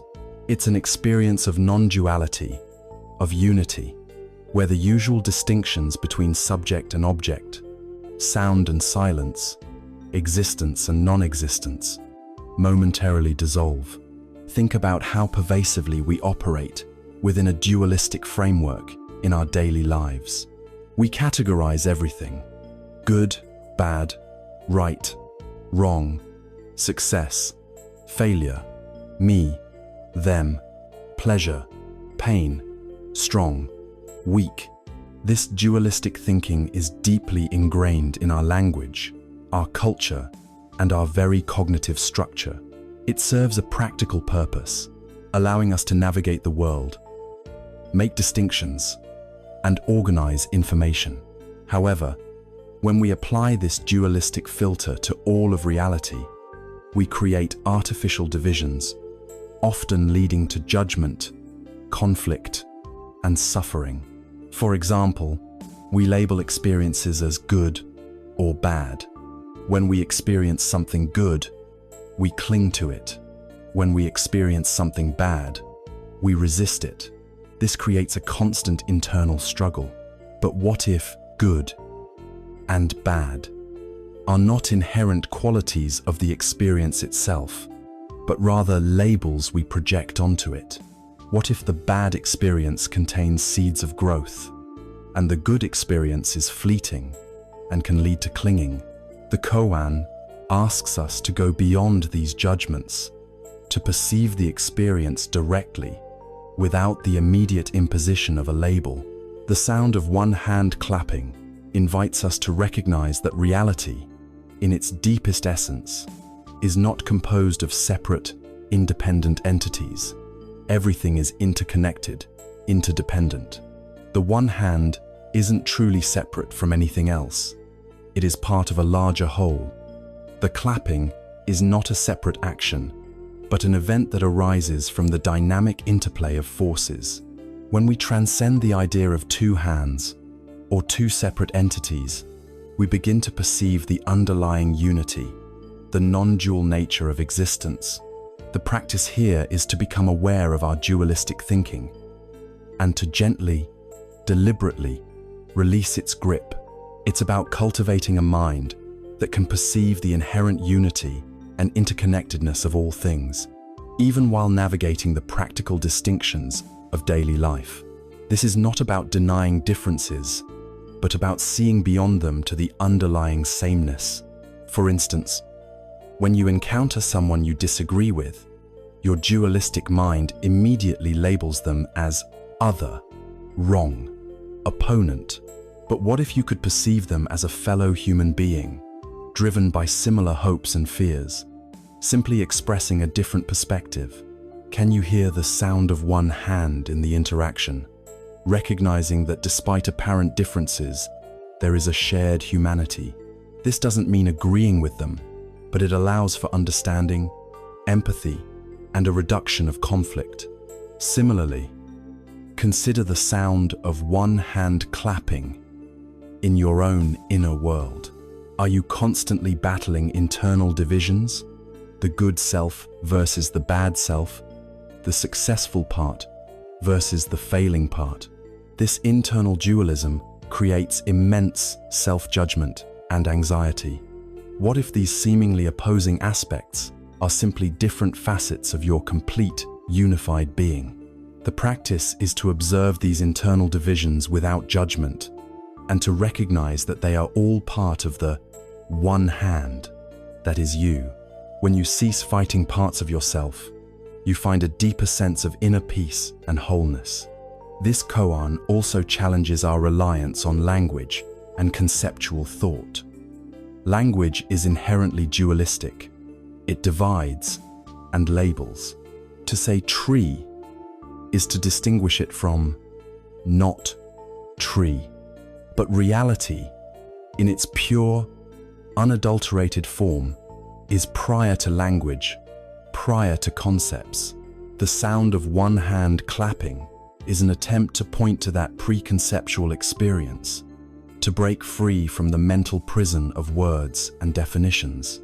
It's like trying to describe the taste of a mango to someone who has never eaten one. No amount of words can convey the direct experience. The koan pushes us to taste the mango for ourselves, directly. The aim of this practice is not to eradicate thought, which is impossible, but to cultivate a mind that is not bound by thought. A mind that can use concepts when necessary, but can also transcend them, entering a state of direct, intuitive awareness. This is the state of non-discriminating awareness, where reality is perceived as it is, without the immediate overlay of judgment, comparison, or conceptualization. When you practice meditation, you are, in a sense, attempting to hear the sound of one hand clapping. You are observing thoughts without engaging with them, noticing sensations without labeling them as good or bad, simply being present with what arises. In those moments of deep stillness, beyond the chatter of the dualistic mind, a profound sense of unity and peace can emerge. This is the sound, a direct experience of reality that words cannot capture. The sound of one hand clapping is the silence before judgment, the connection before separation, the unity before division. It is the awareness that exists prior to our mental constructs. When we learn to listen for it, we find a deep wellspring of peace and wisdom that is always present, beneath the surface of our busy, dualistic minds. This practice is an ongoing invitation to challenge our assumptions, to question our ingrained ways of thinking, and to dare to perceive reality in a radically different way. It's a call to move beyond the limitations of our intellect and to open ourselves to direct, intuitive insight. It's a reminder that true wisdom isn't found in collecting more facts or winning more arguments, but in dissolving the very distinctions that cause conflict and suffering.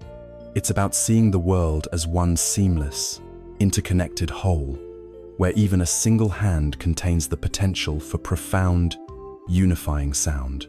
So, the next time you encounter a seemingly insoluble problem, an intractable conflict, or find yourself caught in judgment, pause. Ask yourself, what is the sound of one hand clapping in this situation? Allow the question to penetrate beyond your logical mind. See if you can glimpse the underlying unity, the shared humanity, the interconnectedness that transcends the apparent divisions. In that moment of quiet inquiry, beyond the reach of words, a deeper truth may reveal itself, bringing with it a profound sense of peace and liberation from the endless battles of dualistic thought. This is the freedom that Zen offers, the freedom to see things as they truly are, beyond our limited perceptions. 11. No self, no problem. The illusion of a fixed identity. Our deep dive into Zen wisdom now leads us to one of its most challenging, yet liberating, concepts. Anatta, often translated as no self or non-self. This isn't about denying your existence or suggesting you're a robot.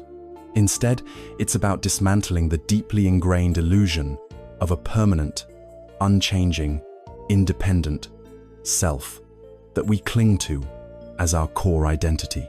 It's a radical realization that, paradoxically, brings immense freedom from suffering. Consider the story of the Zen master who, upon being asked by a new student, "What is Zen?" simply raised his stick. Then, asked again, he just smiled. This seemingly non-committal response points to the ineffable nature of reality and how clinging to concepts, even concepts like Zen or self, can be a trap. The very idea of a fixed self is a concept, a mental construct, rather than an ultimate reality. For most of us, the idea of a solid, enduring self is fundamental to our experience. We believe there is a continuous I, the same I, who was a child, who went to school, who got married, who holds this job, who will retire.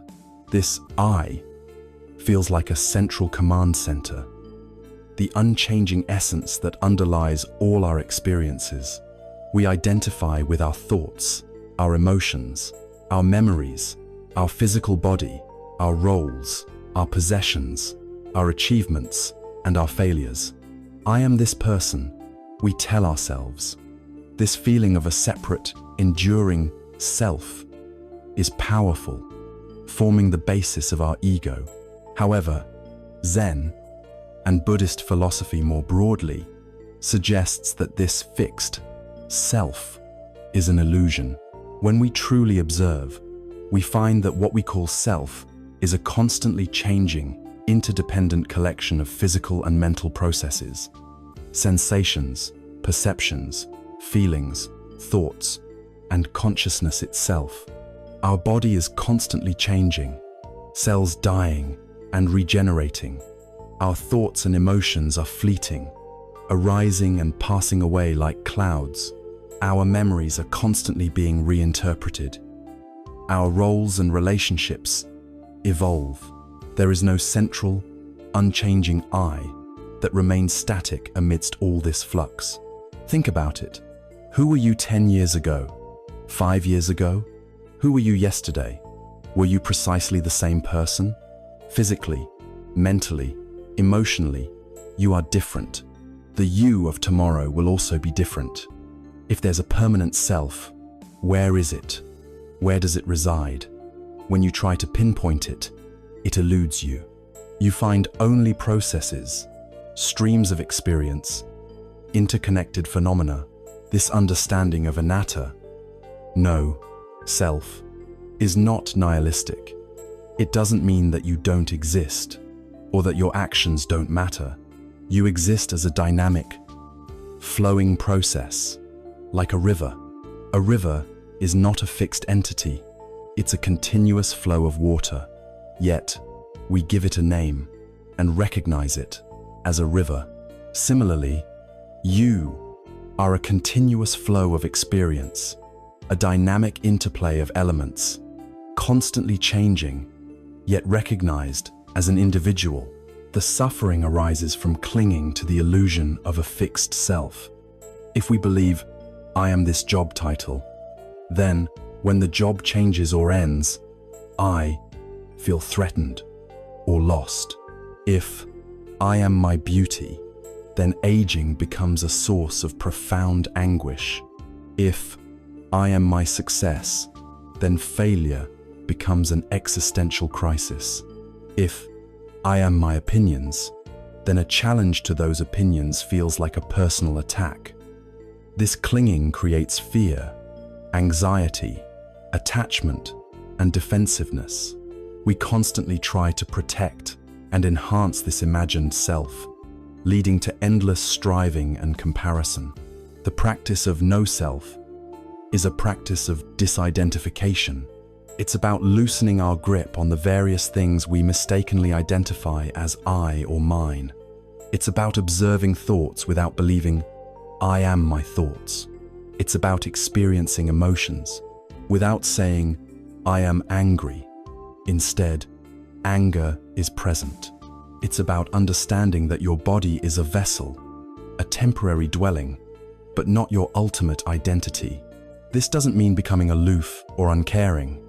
In fact, paradoxically, when we release the tight grip on a fixed self, we become more compassionate, more connected. When my suffering is seen as part of universal suffering, compassion arises naturally. When we understand that you are also a dynamic, flowing process, empathy deepens and judgment softens. The boundaries between me and you begin to blur, revealing a deeper interconnectedness. Consider moments when you've experienced this no self in your own life, perhaps without labeling it. In moments of deep flow, intensely engaged in a creative project, absorbed in nature, lost in a beautiful piece of music, or fully present in a challenging sport, the sense of a separate I often dissolves. There's just the action, the experience, the moment. In those states, there's often immense joy and freedom from self-consciousness. This is a glimpse of non-self. The Zen practice of meditation, Zazen, is a direct way to experience this. By sitting still, observing the breath, and letting thoughts arise and pass without attachment, we gradually loosen the identification with our thoughts and ego. We begin to see that we are not our thoughts, nor are we our emotions. We are the awareness observing them. This awareness is vast, open, and fundamentally empty of a fixed personal essence. It's the space in which all phenomena arise. The liberation that comes from understanding anatta is immense. When there is no fixed self to protect, there is no longer anything that can be truly offended or damaged in an ultimate sense. Personal attacks become less personal. Failures become learning opportunities, not indictments of an inherent flaw. The fear of death lessens, as it is seen as a transformation, not an annihilation of a permanent entity. This also relates to the story of the empty boat. When there's no fixed I that can be offended, the empty boat of an unintended slight loses its power to cause suffering. If there's no fixed me to hold on to, then the woman at the river can be put down without burden. The challenge, of course, is that the ego, this constructed sense of self, is incredibly tenacious. It constantly seeks to reassert itself, to define itself, to prove its existence and importance. The practice of anatta is not a one-time intellectual understanding, but a continuous process of observing, questioning, and letting go of these self-identifying tendencies. It's a gentle, patient deconstruction of illusions. So, reflect on what you most identify with. Is it your successes, your failures, your physical appearance, your opinions, your roles? And then, with gentle curiosity, ask, is this truly me? Or is it something that changes, something that is dependent on external conditions, something that is ultimately not permanent? Can you, for a moment, let go of that identification? Can you allow the space for the no self to reveal itself, not as an absence, but as a vast, interconnected presence? The wisdom of no self is not about becoming nothing. It's about becoming everything, or rather, recognizing your fundamental interconnectedness with all of existence. When the illusion of separation dissolves, compassion naturally arises. When there's no me versus them, there's just us, a collective dance of interdependent phenomena. This understanding brings a profound sense of peace, humility, and boundless love. It is the ultimate liberation from the self-imposed prison of ego, allowing us to live with greater freedom, joy, and open-heartedness.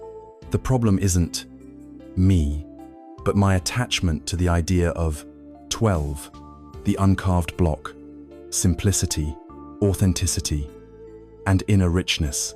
Our journey into Zen wisdom now leads us to a concept deeply rooted in Taoist philosophy, yet profoundly embraced by Zen, the uncarved block, or pu, plo, in Chinese.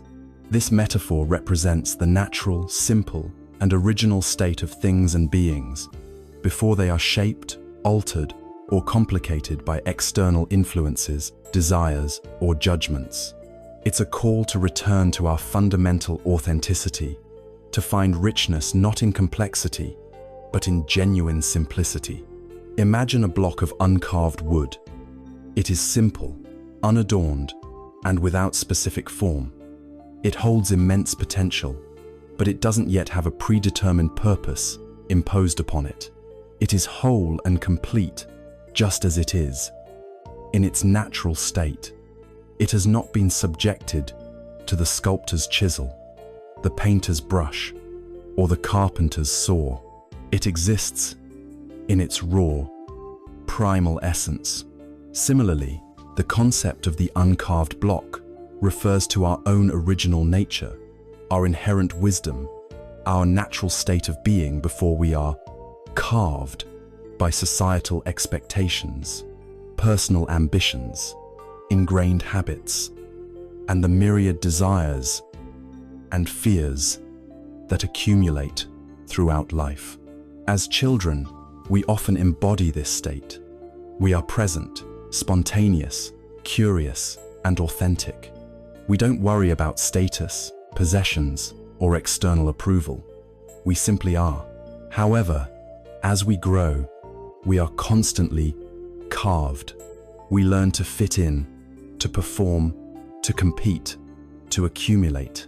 We develop an ego that seeks validation and protection. We chase after external markers of success, money, power, fame, beauty, believing that these will make us happy or complete. We complicate our lives with endless desires, schedules, and possessions. We begin to lose touch with our natural simplicity, our inherent wholeness. Our inner block becomes heavily sculpted, refined, and often, ironically, fragmented. The problem arises when we believe that our happiness and fulfillment depend on acquiring more, achieving more, or becoming someone better than we already are. We strive endlessly, feeling an internal pressure to be more sophisticated, more successful, more beautiful, more knowledgeable. This endless striving is based on the subtle, yet powerful, belief that our uncarved block is somehow insufficient, lacking, or flawed. The practice of the uncarved block is about returning to this fundamental state of simplicity and authenticity. It's not about becoming primitive or uncultured.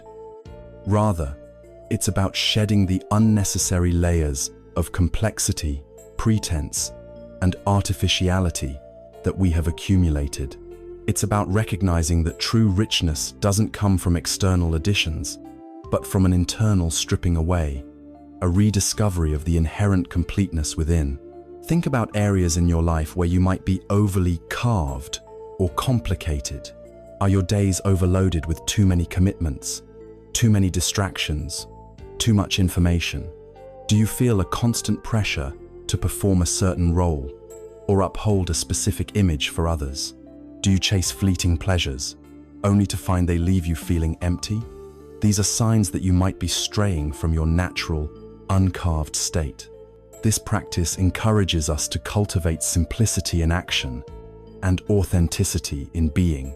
It means simplifying our lives where possible, decluttering our physical space, simplifying our schedules, reducing unnecessary consumption, and minimizing digital distractions. It means being honest with ourselves and others, allowing our true self to shine through, rather than constantly trying to meet external expectations or project an image. Consider a simple meal. An overly carved meal might be a complex, multi-course feast.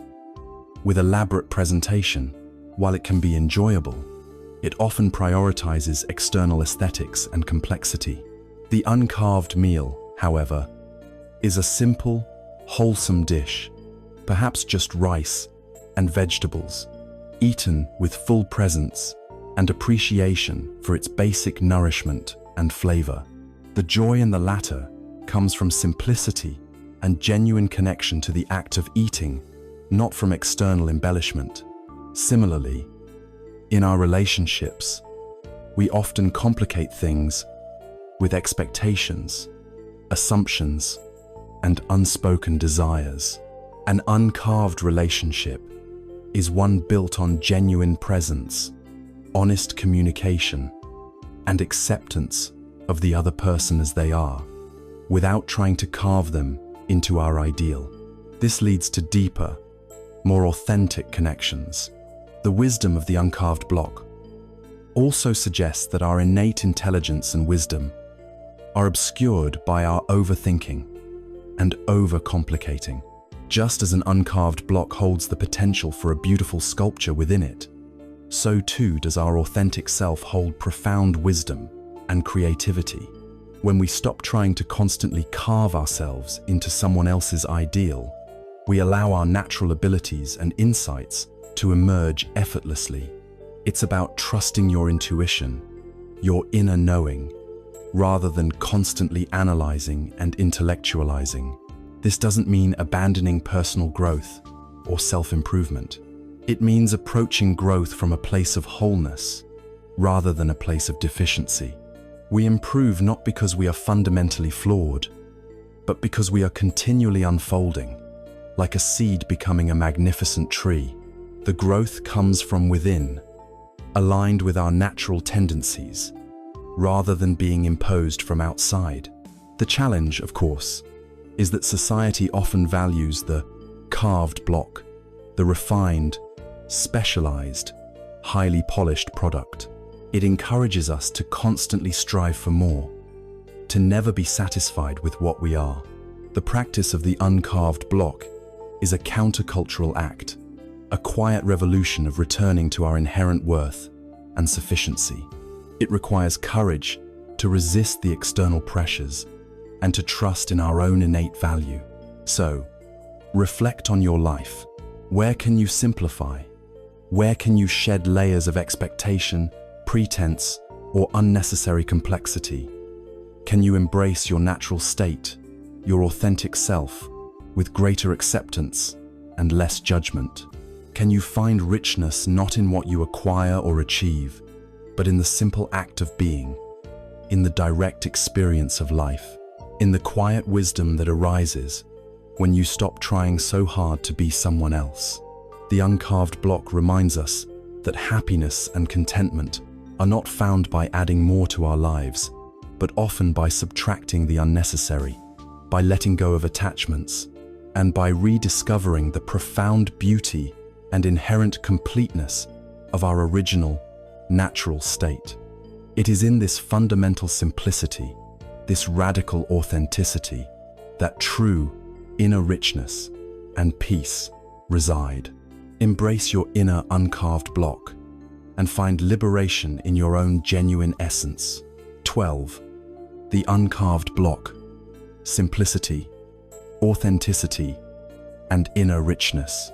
Our journey into Zen wisdom now leads us to a concept deeply rooted in Taoist philosophy, yet profoundly embraced by Zen: the uncarved block, or Piyu, in Chinese. This metaphor represents the natural, simple, and original state of things and beings, before they are shaped, altered, or complicated by external influences, desires, or judgments. It's a call to return to our fundamental authenticity, to find richness, not in complexity, but in genuine simplicity.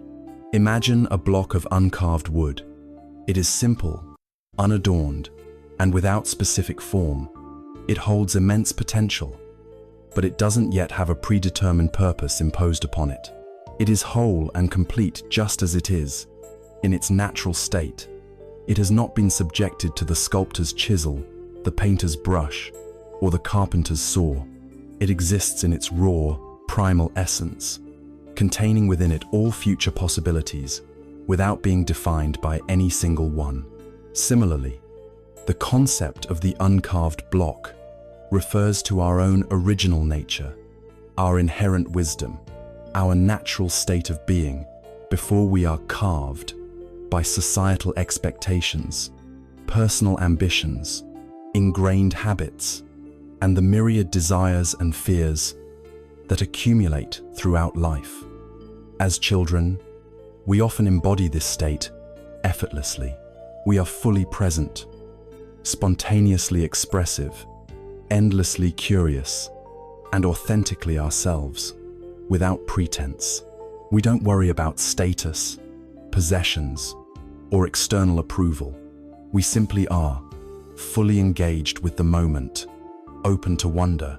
However, as we grow, we are constantly and subtly carved. We learn to fit in, to perform for others, to compete, to accumulate symbols of success. We develop an ego that seeks validation, protection, and a sense of separate identity. We chase after external markers of achievement: money, power, fame, beauty, even spiritual titles, believing, often unconsciously, that these will make us happy or complete. We complicate our lives with endless desires, rigid schedules, countless possessions, and a relentless pursuit of external validation. We begin to lose touch with our natural simplicity, our inherent wholeness. Our inner block becomes heavily sculpted, refined, and often, ironically, fragmented by the very efforts we make to improve it. We become a product of external pressures, rather than an expression of our inner truth. The problem arises when we operate from the fundamental belief that our happiness and fulfillment depend on acquiring more, achieving more, or becoming someone better, more polished, more refined than we already are. We strive endlessly, often with an underlying current of anxiety, feeling an internal pressure to be more sophisticated, more successful, more beautiful, more knowledgeable, more spiritual. This endless striving is based on the subtle, yet powerfully pervasive, belief that our uncarved block, our natural, authentic self, is somehow insufficient, lacking, or inherently flawed. This creates a perpetual cycle of dissatisfaction, always looking outside ourselves for what we believe we lack. The practice of the uncarved block is about a profound and radical returning to this fundamental state of simplicity and authenticity. It's not about becoming primitive or uncultured, nor is it about rejecting intellectual growth or societal participation. Rather, it's about shedding the unnecessary layers of complexity, pretense, and artificiality that we have accumulated over years of conditioning.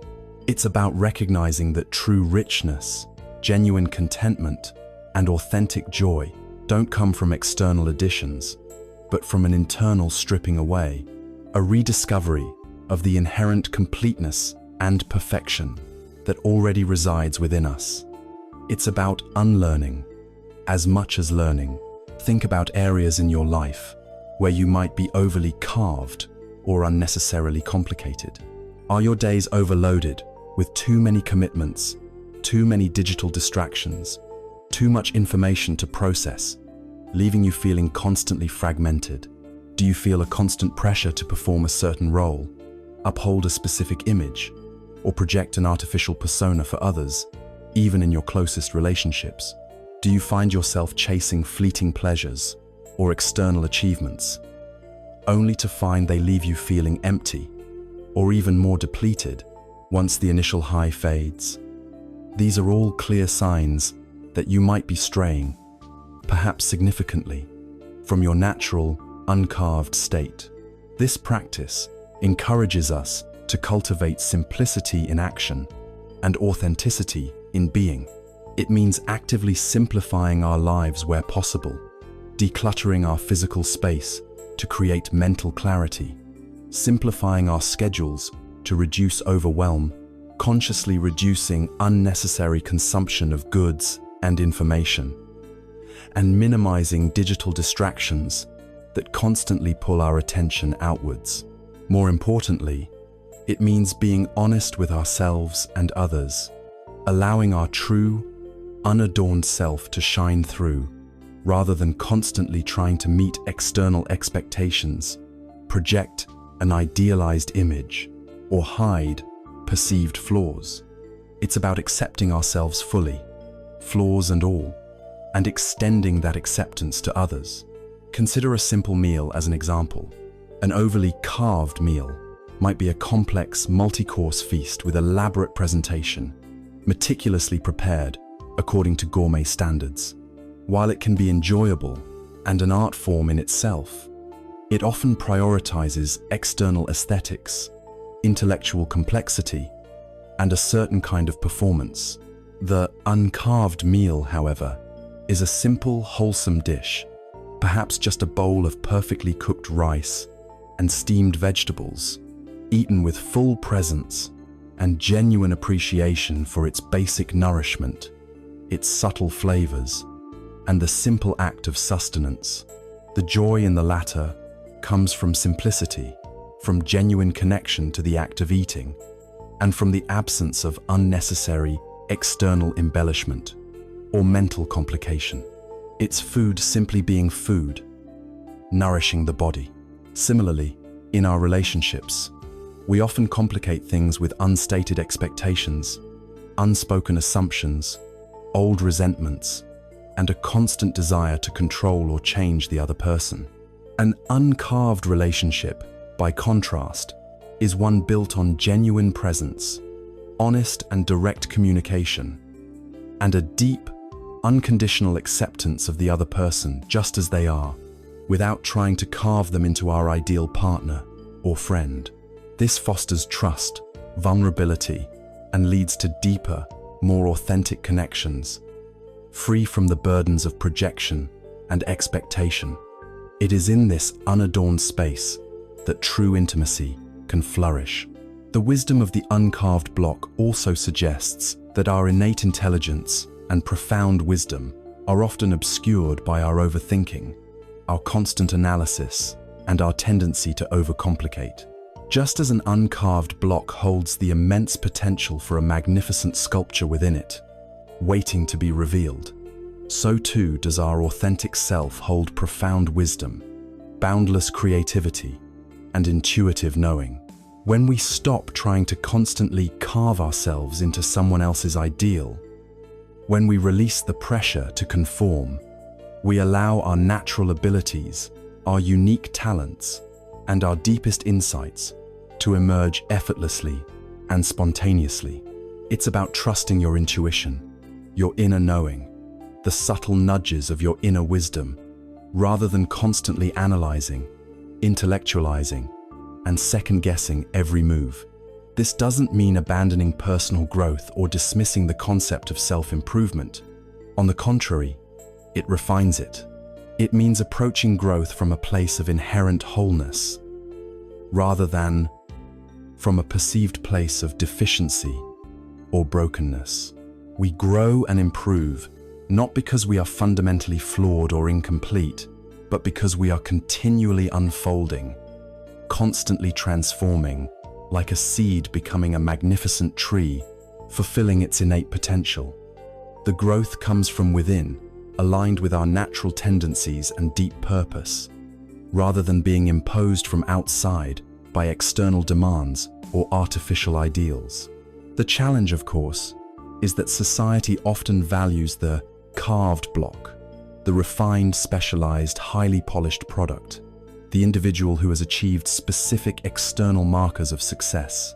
It bombards us with messages that encourage us to constantly strive for more, to never be satisfied with what we are, to chase the next trend, the next achievement, the next acquisition.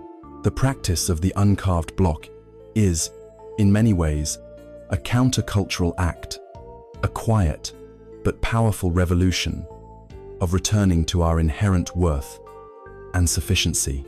It requires immense courage to resist these pervasive external pressures and to trust in our own innate value, our own authentic truth, regardless of what the world says we should be. So, reflect on your life. Take a moment to scan your daily activities, your relationships, your internal landscape. Where can you simplify? Where can you shed unnecessary layers of expectation, pretense, or self-imposed complexity? Can you embrace your natural state, your authentic self, with greater acceptance, with less judgment, and with a profound sense of self-compassion? Can you find richness not in what you acquire or achieve, not in external validation, but in the simple, direct act of being, in the pure experience of life as it unfolds, in the quiet wisdom that arises when you stop trying so hard to be someone else or something more than you already are? The uncarved block reminds us that happiness and contentment are not found by endlessly adding more to our lives, but often by courageously subtracting the unnecessary, by letting go of debilitating attachments, and by rediscovering the profound beauty and inherent completeness of our original, natural state. It is in this fundamental simplicity, this radical authenticity, this raw, unadorned being, that true inner richness, lasting peace, and genuine liberation reside. Embrace your inner uncarved block and find profound freedom in your own genuine, inherent essence. 13. Wu Wei, the power of effortless action. Our journey into Zen now turns to a profound concept that often seems paradoxical in our highly driven, results-oriented world. Wu Wei, Mo Wei, typically translated as non-doing or effortless action. This isn't about laziness or inaction. Instead, it is about aligning oneself with the natural flow of the universe, acting spontaneously and effectively without egoic striving, resistance, or forced effort. It's about achieving more by doing less and doing what feels natural. Imagine a skilled carpenter who carves a perfect piece of wood. He doesn't struggle or force the wood. He understands its grain, its natural resistance, its inherent possibilities. His movements are fluid, precise, and seemingly effortless. The wood seems to yield to his tools, not because he forces it, but because he works with it, allowing the form to emerge from the material's nature. This is Wu Wei in action, a state of harmonious engagement where the action flows from a deep understanding and alignment with the way things are. Contrast this with someone new to carpentry who might hack at the wood, forcing cuts against the grain, expending immense effort, but achieving little more than splintered wood and frustration. This is striving without Wu Wei. Our modern lives often mirror this unskilled approach. We are taught from a young age that effort, grit, and relentless striving are the keys to success. We push ourselves to work longer hours, to force solutions, to control every variable, to overcome every obstacle through sheer willpower. We believe that if we just try harder, we will achieve our goals and find happiness. However, this constant state of forced effort often leads to burnout, exhaustion, anxiety, and a feeling of always pushing against an invisible current. We feel drained, disconnected, and often find that the harder we push, the more resistance we encounter, both externally and internally. Our actions become rigid, our minds stressed, and our creativity stifled. We confuse doing with doing well, and effort with effectiveness. Wu Wei, on the other hand, suggests that true effectiveness often comes from a state of relaxation, openness, and responsiveness. It's about cultivating an inner calm that allows us to perceive the natural flow of a situation and act in harmony with it, rather than against it. It's like a boatman who understands the river's currents and lets them carry him, rather than fighting against them with brute force. He still rows, but his strokes are aligned with the flow, making his journey efficient and graceful. This doesn't mean becoming passive or abandoning responsibility. It's about being actively engaged, but with a different quality of engagement. It's about being present, receptive, and intuitive. When we are in a state of Wu Wei, our actions arise spontaneously from a place of clarity and alignment, rather than from a place of egoic ambition or fear. They are efficient because they are in harmony with the situation, not imposed upon it. Think about moments in your own life when you've experienced effortless action, perhaps without labeling it as Wu Wei. Maybe you were absorbed in a hobby, completely present, and the time melted away, your movements feeling fluid and natural. Perhaps you were having a truly great conversation where words flowed easily and ideas connected spontaneously without you having to mentally rehearse what to say next. Or maybe you solved a complex problem after stepping away from it, allowing the solution to come to you rather than forcing it through sheer mental effort. These are glimpses of Wu Wei. The practice of Wu Wei involves several key aspects. 1. Cultivating presence and awareness.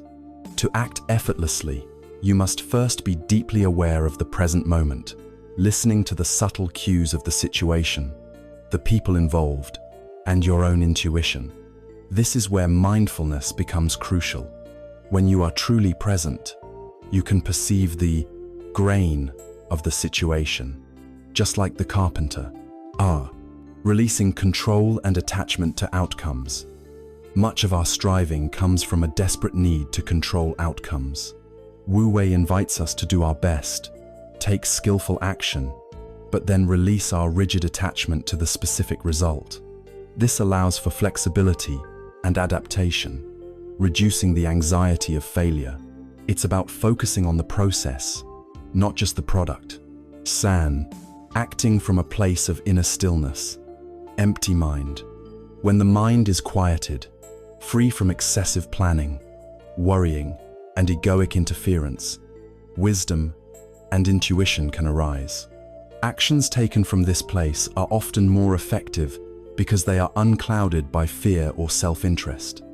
This connects deeply with the empty teacup principle.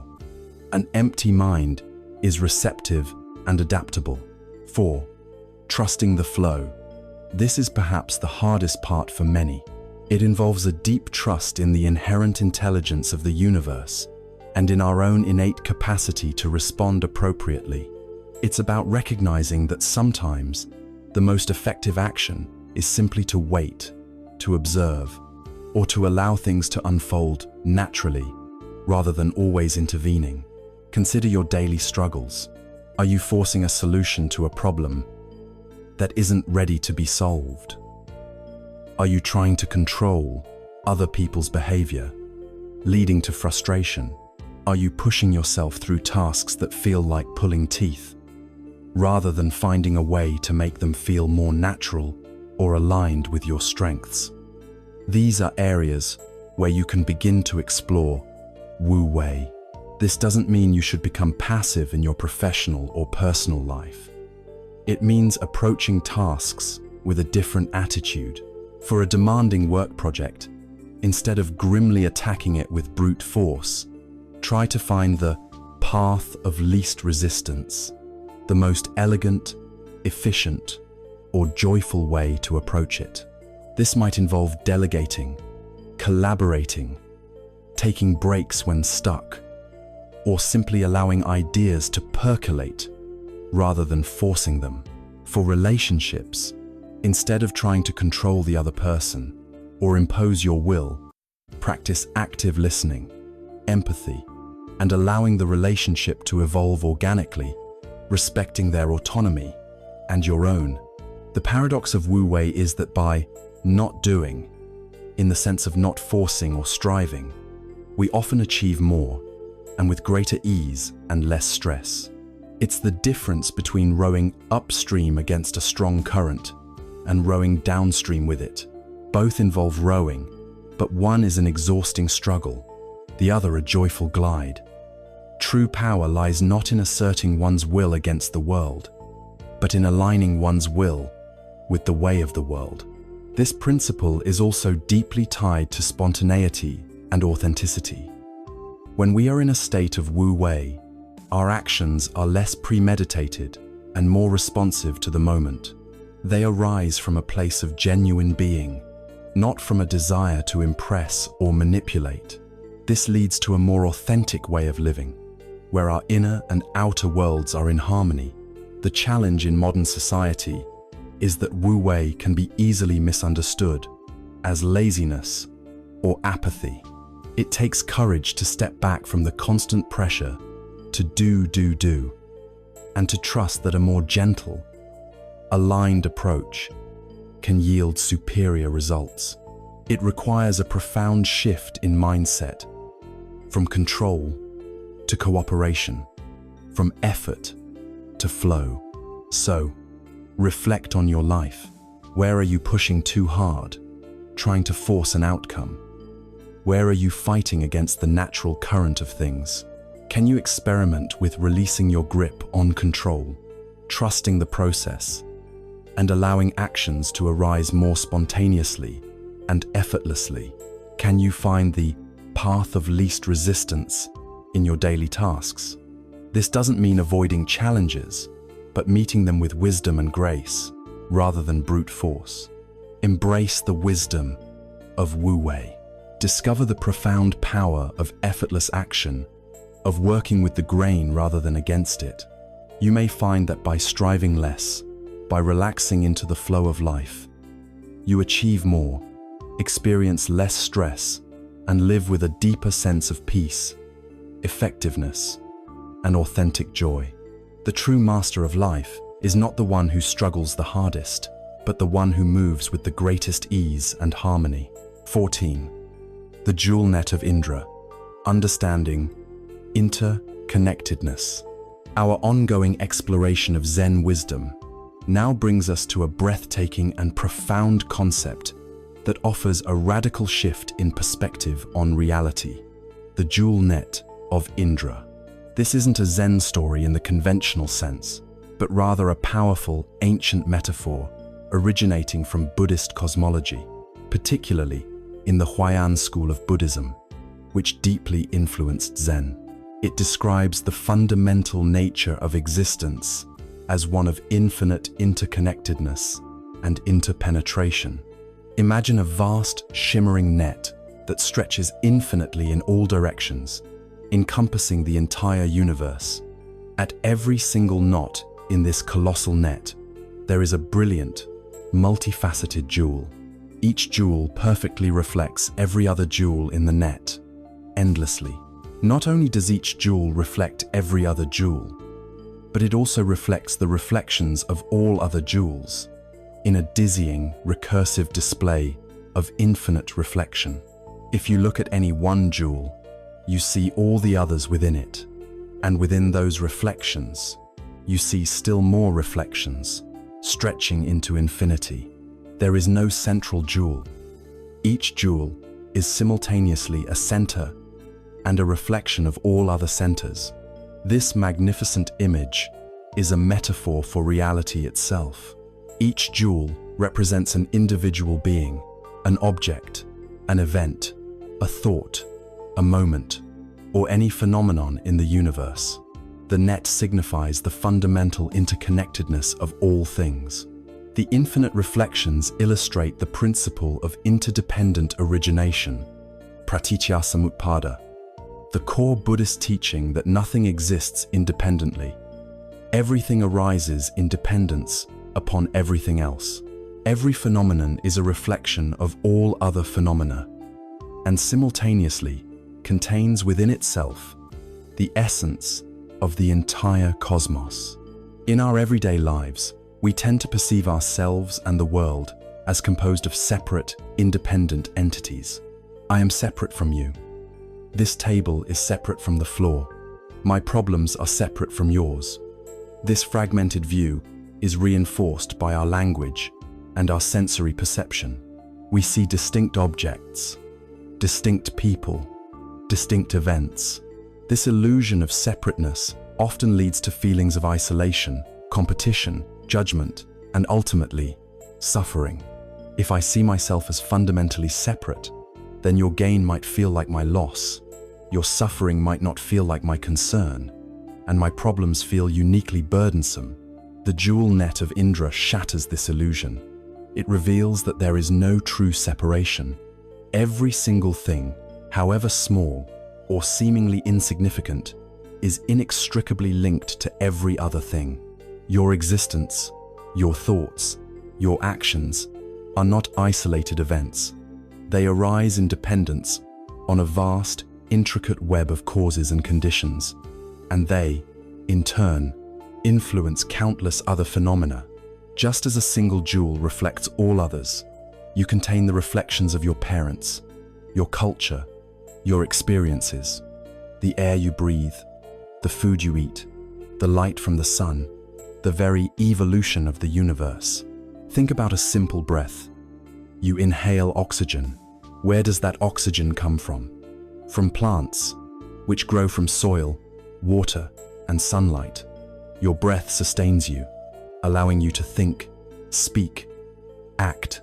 Your exhalation produces carbon dioxide, which plants then use. This seemingly simple act is a complex dance of interdependence, a tiny microcosm of Indra's net. You are not separate from the air, from the plants, from the sun. The suffering we experience often stems from our persistent belief in separation. When we cling to a separate self, we feel vulnerable, isolated, and constantly in need of protection or validation. When we see others as fundamentally distinct, judgment and conflict easily arise. When we fail to recognize the interconnectedness, we can act in ways that are harmful to ourselves, to others, and to the environment, unaware that harming one part of the net ultimately harms the whole, including ourselves. The practice here is to cultivate awareness of interconnectedness in every aspect of your life. It's about seeing beyond the apparent distinctions and recognizing the underlying unity. This isn't just an intellectual concept to be understood. It's a profound shift in perception to be embodied. For instance, when you eat a meal, pause to consider all the interconnected elements that brought that food to your plate. The sun, the rain, the soil, the farmer, the harvesters, the transporters, the cooks. When you use electricity, consider the vast network of people, resources, and systems that power your life. When you interact with another person, recognize that their perspective, their mood, their very being is shaped by an intricate web of their own experiences and conditions. This awareness cultivates compassion and empathy.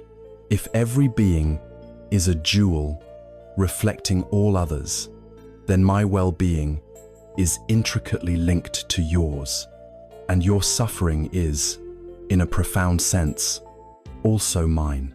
Hurting another is hurting oneself, as there is no true separation. Helping another is helping oneself. This understanding dismantles the illusion of us versus them and fosters a deep sense of universal responsibility. It also fosters gratitude. When you recognize the immense web of interdependence that supports your life, even the simplest things become miraculous. The chair you sit on, the device you're watching this on, the clothes you wear, all are the result of countless actions and conditions, a vast collaboration across space and time. This recognition fills the heart with profound appreciation for existence itself. Furthermore, understanding the dual net of Indra profoundly impacts our sense of responsibility. If every action, every thought, every word is like a ripple in this infinite net, affecting all other jewels, then our choices take on immense significance. It's not just about what I do, but how my actions contribute to the collective tapestry of existence. This understanding inspires us to act with greater care, wisdom, and compassion, knowing that our positive contributions resonate throughout the entire net. The challenge, of course, is that our minds are habitually trained to dissect, to categorize, to separate. To see the dual net requires a softening of these rigid mental habits, an opening of the heart and mind to a more expansive view. It's about moving from a linear, cause and effect understanding to a more holographic, circular perception, where everything is simultaneously cause and effect for everything else. In Zen meditation, this awareness might arise as a dissolution of the sense of a separate self, a feeling of merging with the breath, with the sounds, with the very fabric of existence. It's a direct, intuitive experience of being one with everything, rather than simply an intellectual concept. So, reflect on your day. Where can you perceive the dual net of Indra at play? Can you see how your mood affects those around you, and how their moods affect yours? Can you recognize the interconnectedness of your personal challenges with broader societal issues? Can you appreciate that the food on your plate is a manifestation of the entire universe? Embrace the profound wisdom of the dual net of Indra. Allow it to dissolve the illusion of separateness, fostering a deeper sense of connection, compassion, and responsibility.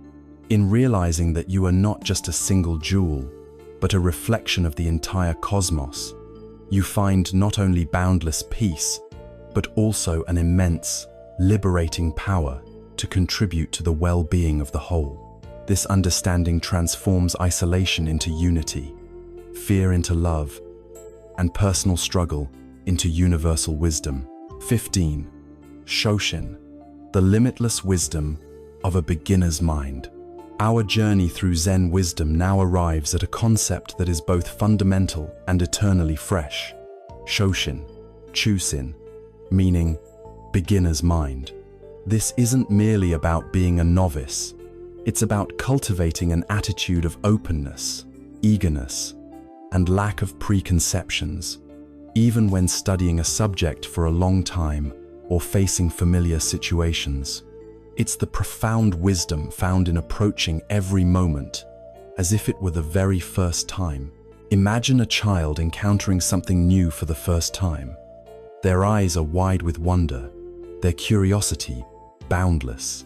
They approach the object, the sound, the experience with no preconceived notions, no baggage of past failures or successes, no layers of judgment.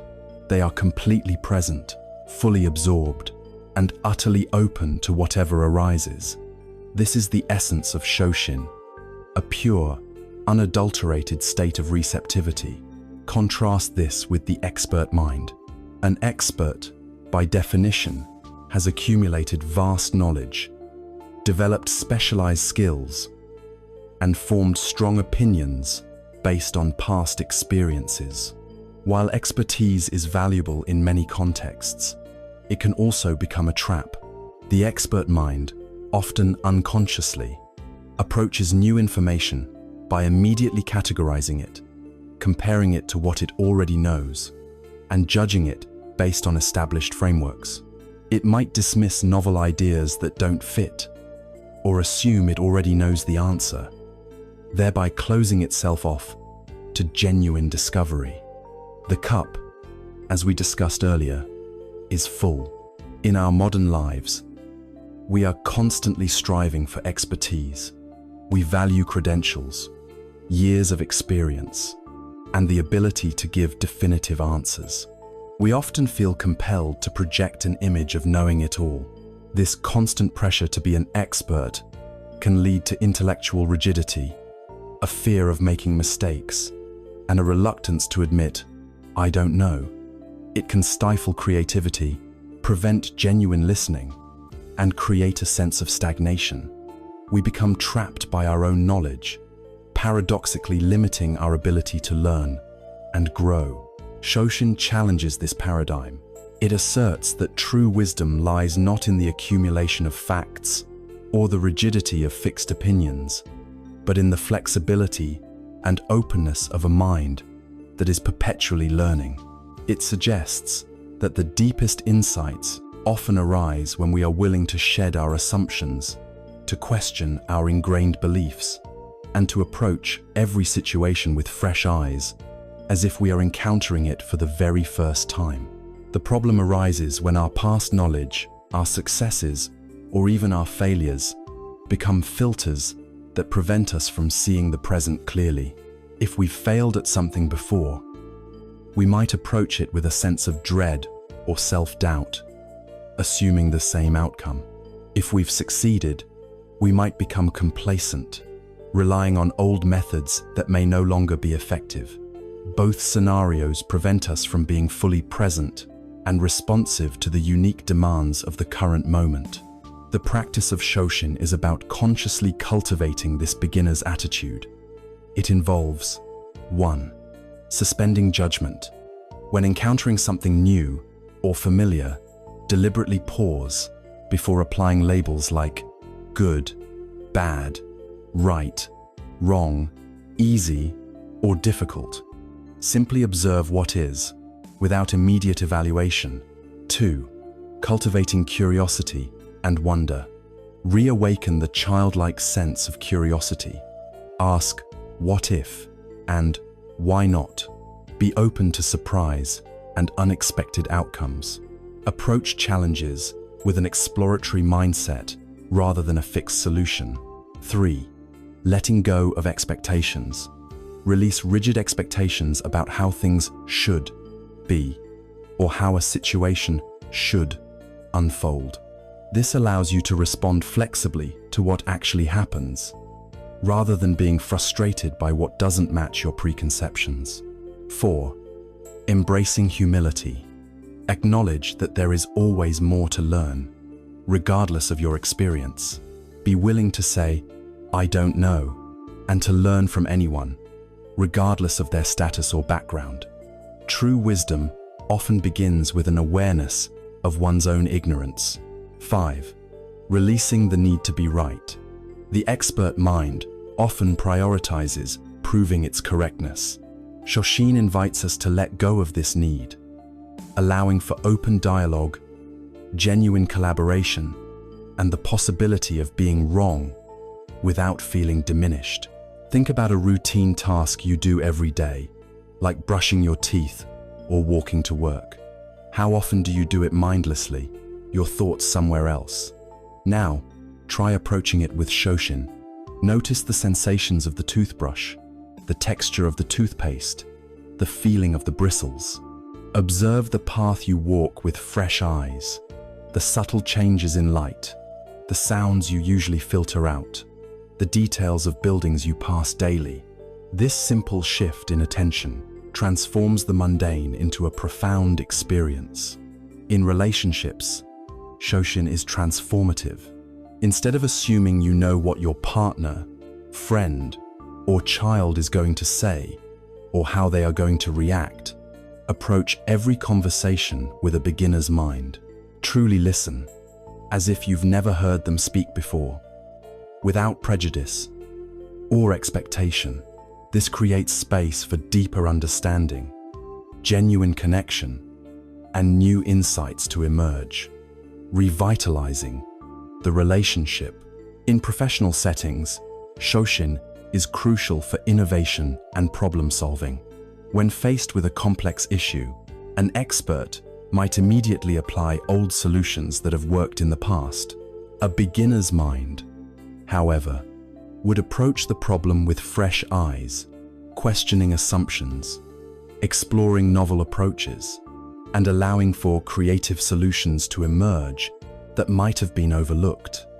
Many breakthroughs occur when someone outside an established field brings a beginner's mind to its problems.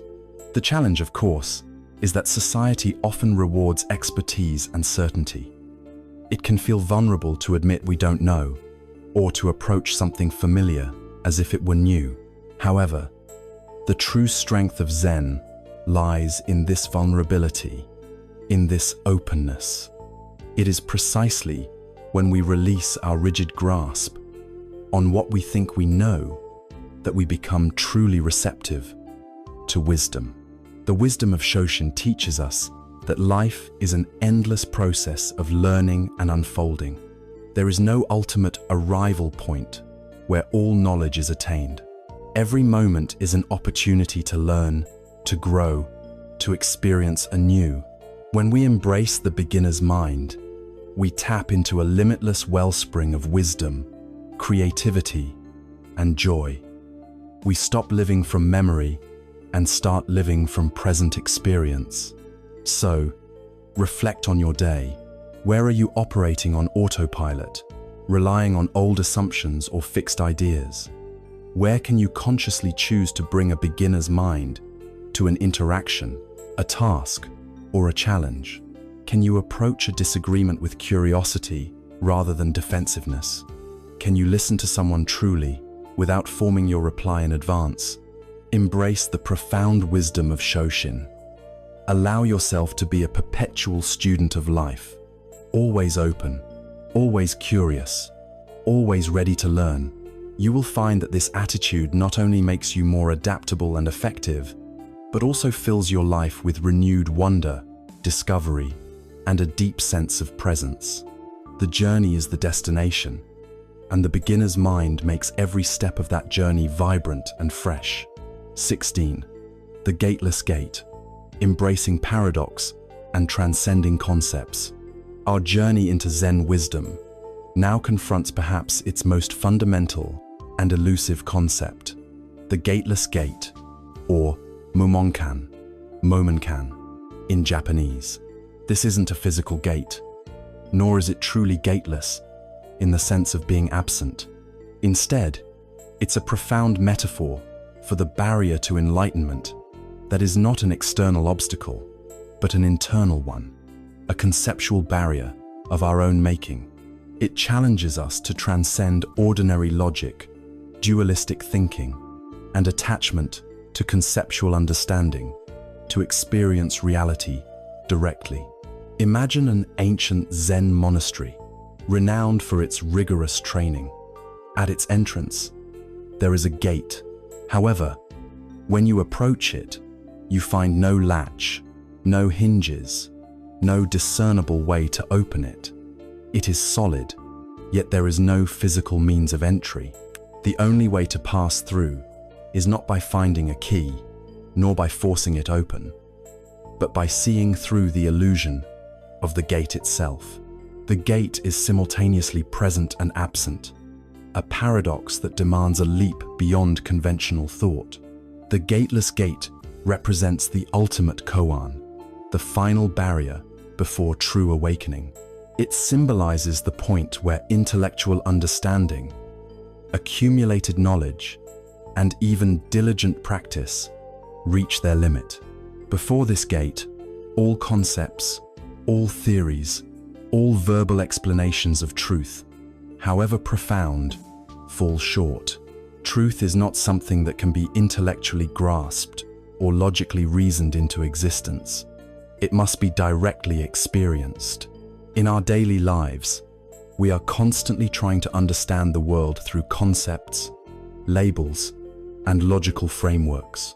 We categorize, analyze, and build mental models of reality. This is how our intellect operates, and it is incredibly useful for navigating the practicalities of life. We define things, we solve problems sequentially, we seek clear answers. But when it comes to the deepest truths of existence, the nature of consciousness, the meaning of life, the essence of self, our conceptual minds inevitably hit a wall. They try to put the infinite into a finite box, the seamless into distinct categories. The problem arises when we become so attached to our concepts that we mistake the map for the territory. We believe that if we just find the right words, the perfect theory, the ultimate explanation, we will finally understand. But the truth of Zen is that the path beyond concepts is the path to freedom. The gateless gate teaches us that the very act of trying to conceptualize truth can become the barrier to experiencing it. We are trying to open a gate that isn't really there, or looking for a key that doesn't exist. The practice of the gateless gate is about embracing paradox and transcending conceptual thought. It's about being willing to stand at the edge of the unknown, to sit with ambiguity, and to allow the mind to exhaust its intellectual striving until it lets go and leaps into direct experience. This isn't about being illogical or irrational in daily life, but about recognizing the limits of logic when it comes to ultimate reality. Consider a simple paradox. This statement is false. If it's true, it's false. If it's false, it's true. Our minds get stuck in this loop. Koans like, "What is the sound of one hand clapping?" serve a similar purpose, to jam the conceptual mind. The gateless gate is the meta-koan, the ultimate paradox that encompasses all others. This practice involves 1. Recognizing conceptual traps. Becoming aware of how often we get caught in our own mental frameworks, our fixed ideas about how things should be, our labels for ourselves and others. Notice when you argue not from direct experience, but from a rigid belief system. 2. Cultivating openness to contradiction. Being willing to hold seemingly contradictory ideas simultaneously, without needing to resolve them logically. Understanding that reality is often too vast and complex to fit neatly into our binary categories. This fosters intellectual humility. 3. Returning to direct experience. When faced with a conceptual dilemma, instead of trying to think your way out, shift your attention to your immediate sensory experience. Feel your breath, notice the sounds, ground yourself in the present moment. The answer to the gate is not in thought, but in direct awareness. 4. embracing not knowing. This is crucial. True wisdom often begins with the humble admission of not knowing. The gateless gate demands that we let go of our need for certainty and embrace the vastness of the unknown. This creates space for genuine insight to emerge, unburdened by prior conclusions. Think about how much energy we expend trying to force life into our predefined categories. We label situations as good or bad, people as friends or enemies, and experiences as successes or failures. But life often defies these neat divisions. A failure can be a profound teacher. A bad situation can lead to unexpected growth. The gateless gate invites us to see beyond these labels, to experience reality as it is, before our minds impose their structure upon it. In relationships, for example, we might have a conceptual model of what a perfect partner or a true friend is. When a real person doesn't fit that model, we experience frustration. The gateless gate encourages us to see the person as they are, beyond our conceptual framework, to accept their contradictions and complexities, and to connect with them in their unique, uncarved essence. This allows for deeper, more authentic connection. In our pursuit of happiness, we often have a concept of what happiness looks like: a specific amount of money, a particular relationship, a certain achievement. We chase this concept, often missing the genuine moments of joy and contentment that are already present, but don't fit our preconceived notion. The gateless gate helps us dissolve these conceptual attachments to happiness and allows us to experience joy as it arises, without comparison to an ideal. The challenge of the gateless gate is that it requires a radical trust in something beyond our intellect. It demands a willingness to step into the void of not knowing, to surrender the comforting certainty of our mental constructs. This can be terrifying for a mind accustomed to being in control, but it is precisely in this surrender that true freedom lies. The Zen training with koans is designed to create this mental impasse. A student might be given a koan and told to present their answer. The master isn't looking for a logical explanation, but for a direct, intuitive demonstration that the student has passed through the conceptual barrier. The answer often isn't words at all, but a gesture, a laugh, a moment of profound silence, revealing an understanding that transcends language. The wisdom of the gateless gate is that the path to liberation is not through accumulating more knowledge, but through dissolving the very concepts that bind us. The gate itself is the illusion. When we stop trying to open it, or look for its non-existent hinges, we realize we were always already through. The barrier was never external, but within our own conceptual mind. So, reflect on your life. Where are you stuck behind a gate of your own making? Is it a rigid belief about yourself, about others, or about how life should be? Are you trying to logically solve a problem that might require a leap of intuition or a surrender to the unknown? Can you dare to embrace paradox, to sit with contradictions, and to allow your mind to rest in the vastness of not knowing? Embrace the profound wisdom of the gateless gate. Allow it to dissolve the limitations of your conceptual mind, to break free from the prison of your own making. In that moment of surrender, in that leap of faith beyond logic, you may find that the gate was never there at all, and you were always already free, inhabiting a reality far vaster, richer, and more immediate than any concept could ever contain. This is the ultimate liberation, the freedom to experience truth directly, without the need for explanation or justification. 17. The mind like a mirror, reflecting reality without distortion. Our journey into Zen wisdom now turns to a deeply illuminating metaphor for the ideal state of mind, the mind like a mirror. This concept suggests that our consciousness, in its purest form, has the capacity to reflect reality just as it is, without distortion, judgment, or attachment. It's a key principle for cultivating clarity, equanimity, and profound insight. Imagine a perfectly polished, pristine mirror. When an object appears before it, the mirror simply reflects it accurately, completely, and without bias. It doesn't judge the object as good or bad, beautiful or ugly. It doesn't cling to the image once the object moves away, nor does it try to hold on to past reflections. It doesn't fear future reflections, nor does it try to manipulate what it reflects.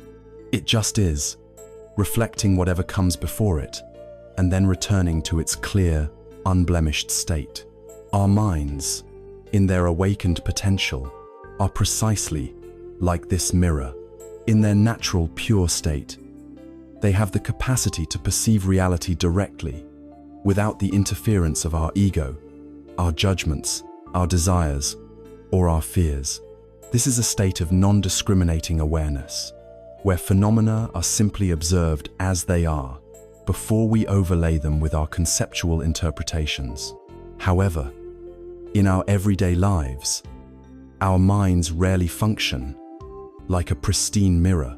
Instead, they are often like a rippled pond, constantly disturbed by the winds of thought, emotion, and desire.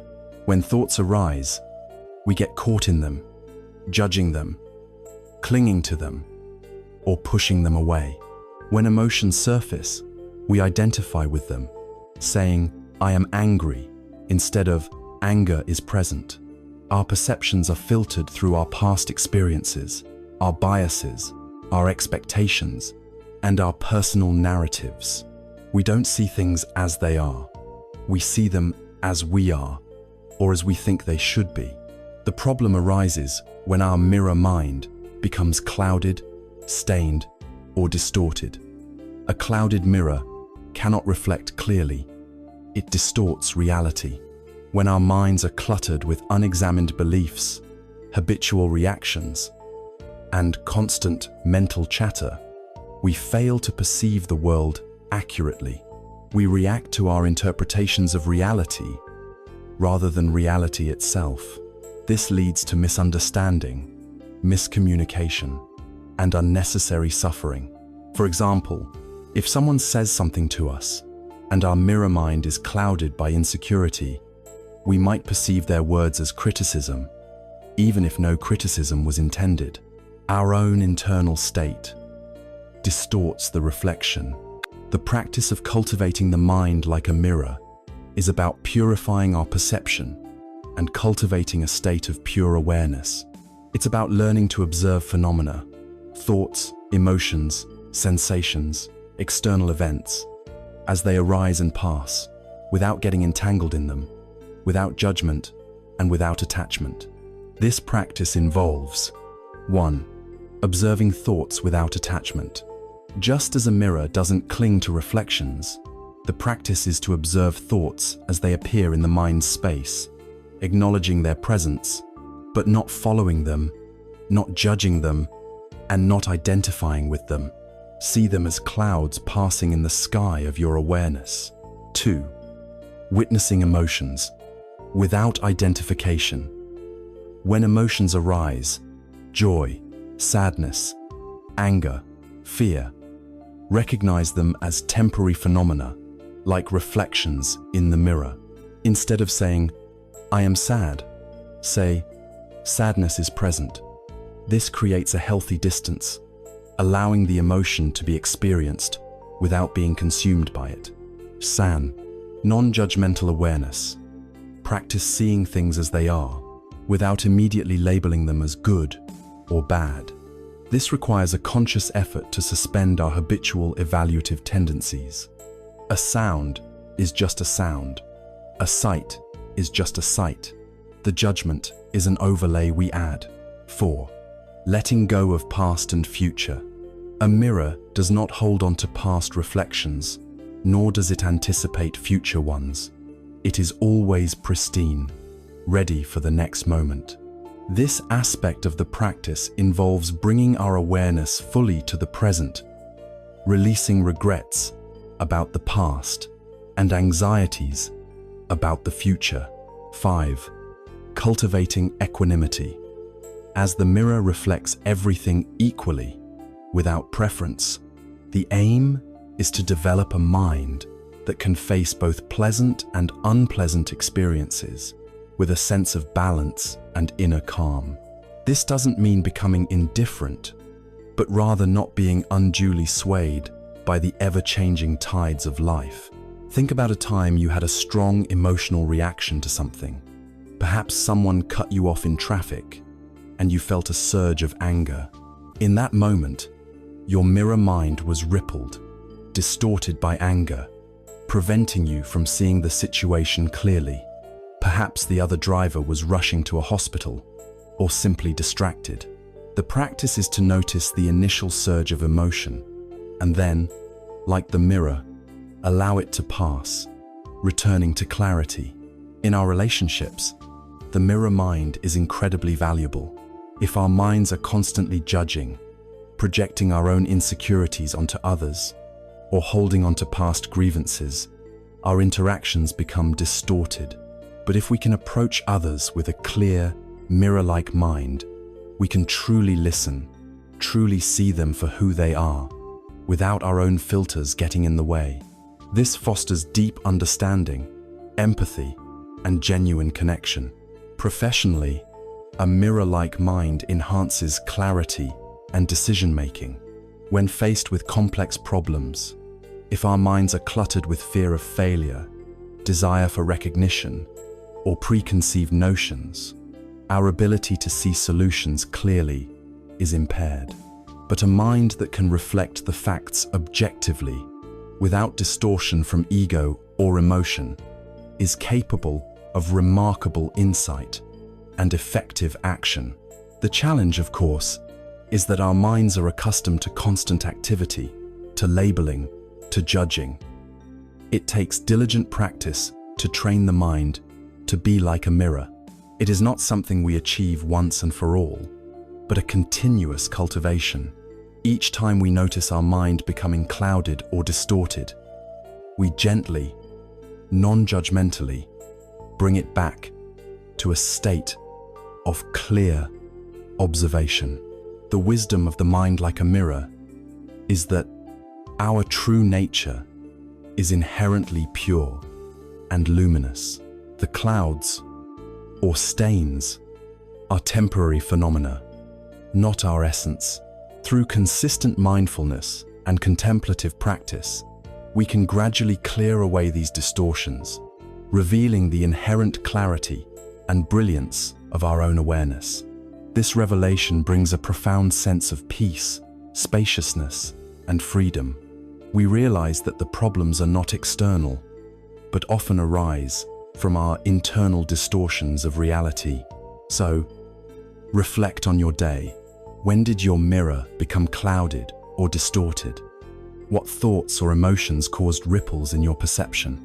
Can you consciously choose to observe the world and your inner experiences with greater clarity, less judgment, and more openness?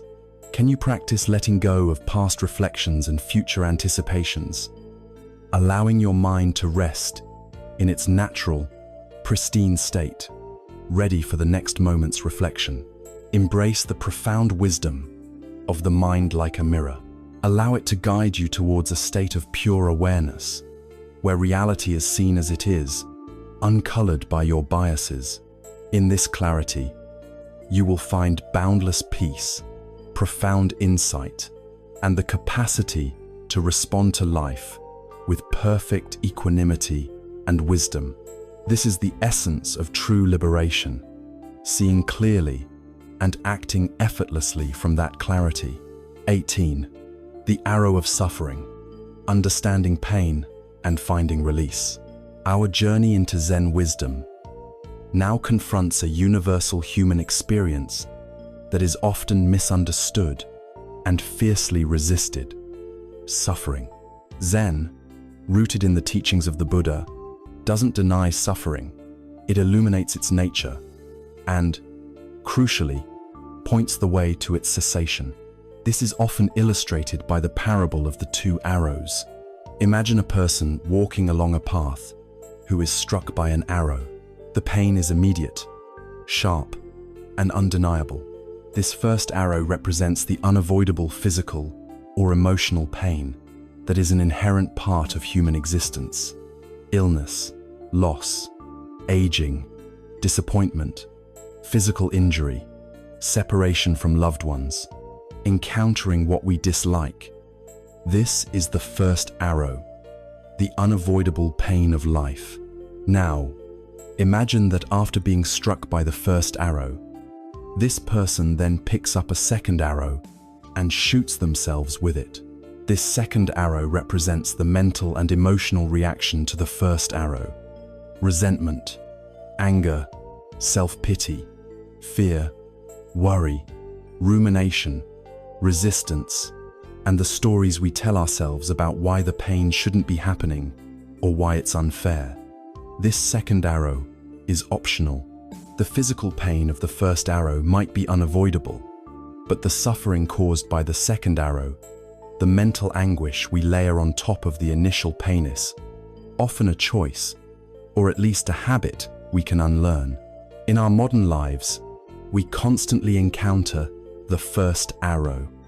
We experience physical discomfort, emotional setbacks, the loss of a job, a relationship ending, the frustration of unmet expectations, or simply the daily annoyances of traffic or a rude comment.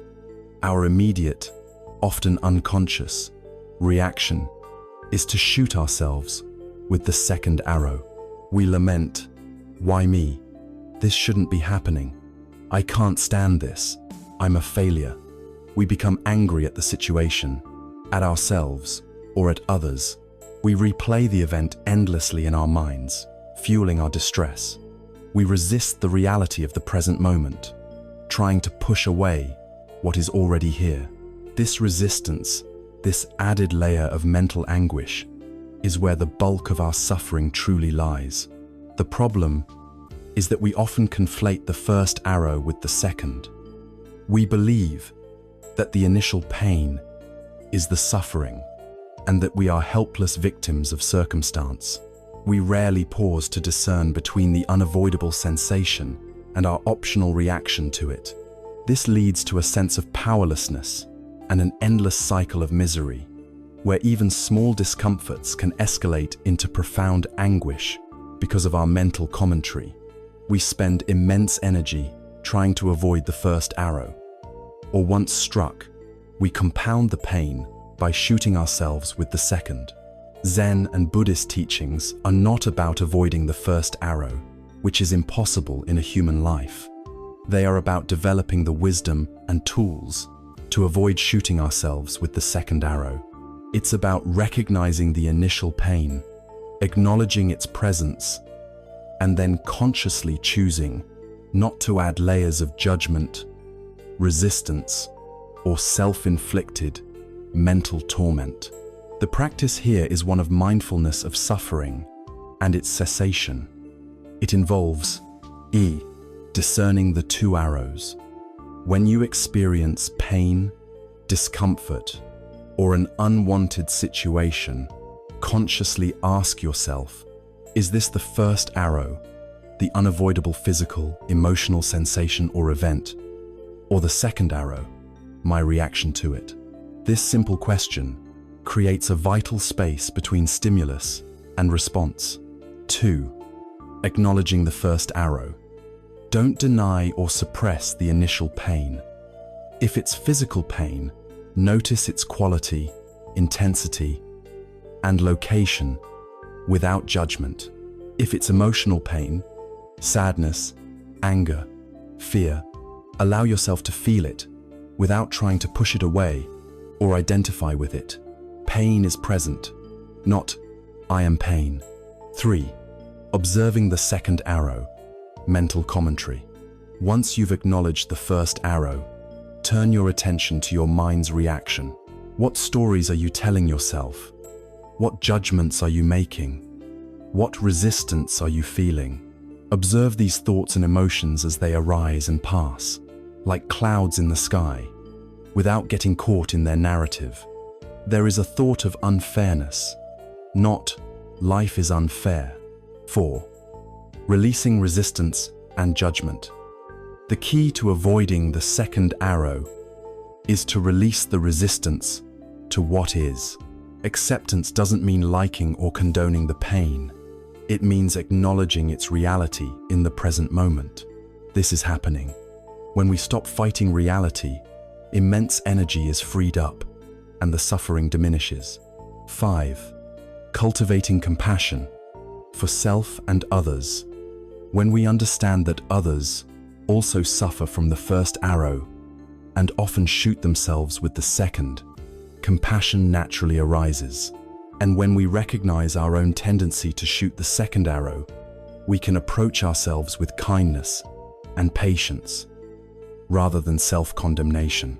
Think about a common frustration, like being stuck in a traffic jam. The first arrow is the physical reality. Your car is not moving. You are late. This is uncomfortable. The second arrow is the explosion of anger. This is ridiculous. I'm always stuck. This is ruining my day. This mental commentary compounds the suffering, filling you with stress and frustration that is far worse than the mere inconvenience of being delayed. The practice is to feel the first arrow, the delay, and then consciously let go of the second, the anger, the self-pity, the raging thoughts. Similarly, with personal loss or grief, the first arrow is the profound sadness of losing someone you love. This is natural and unavoidable. The second arrow might be the thought, I can't live without them. My life is over. This is unfair.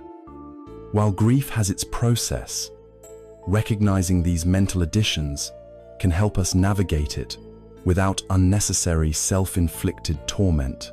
We feel the sadness, but we don't necessarily have to believe the stories that make us feel utterly hopeless.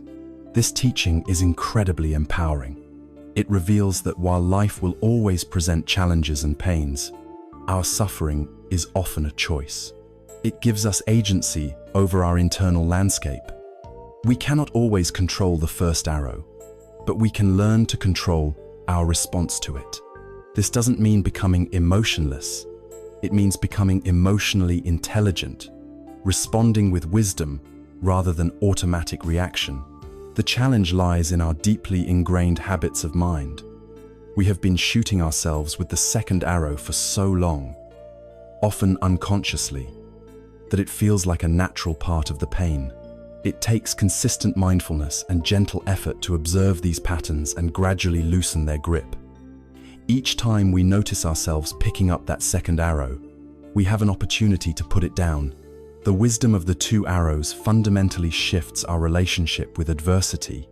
Instead of being victims of circumstances, we become conscious navigators of our inner experience. It allows us to face life's inevitable pains with greater resilience, equanimity, and even a profound sense of peace. When we cease to fight against what is, we free up immense energy that can be redirected towards acceptance, healing, and growth. So, reflect on moments of difficulty in your life.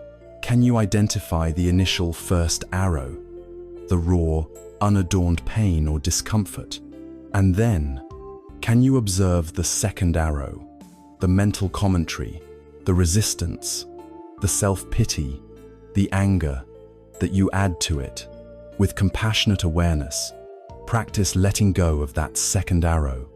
Recognize that while pain may be unavoidable, prolonged suffering is often self-created. In releasing the second arrow, you begin to experience a deep and lasting liberation, finding peace not by avoiding pain, but by transforming your relationship with it. This is the profound path to the cessation of suffering. 19. The 10 Bulls. The cycle of spiritual practice and return. Our journey into Zen wisdom, particularly for those in the Western world seeking solace from modern pressures, often finds its most complete visual representation in the 10 bulls, or ox-herding pictures. While we touched upon this earlier in 6, that was an introduction to the concept of the ox and ox-herder as a metaphor for spiritual progress. Now, we delve deeper into the full cycle of the 10 bulls, understanding each stage not just as intellectual points, but as lived experiences in our ongoing spiritual and personal development. This profound sequence illustrates the entire arc of the Zen path, from the initial yearning for truth, through the struggles of practice and awakening, to the ultimate integration of wisdom into ordinary life and selfless service. It's a cyclical journey, not a linear destination, reminding us that spiritual maturity leads us back to the world, not away from it.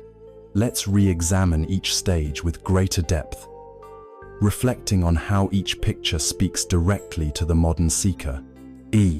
Searching for the bull, Wei Mu, not yet herding. This first image depicts the ox, herder, often shown wandering lost in the mountains, perhaps looking around frantically or with a furrowed brow. This bull is not lost. It's the herder who is lost. This stage perfectly captures the initial experience of spiritual discontent that many people in our fast-paced society feel.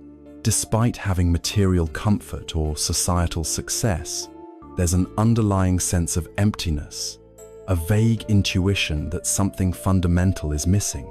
We might feel a subtle anxiety, a pervasive ennui, or a deep yearning for meaning beyond the endless chase of external achievements.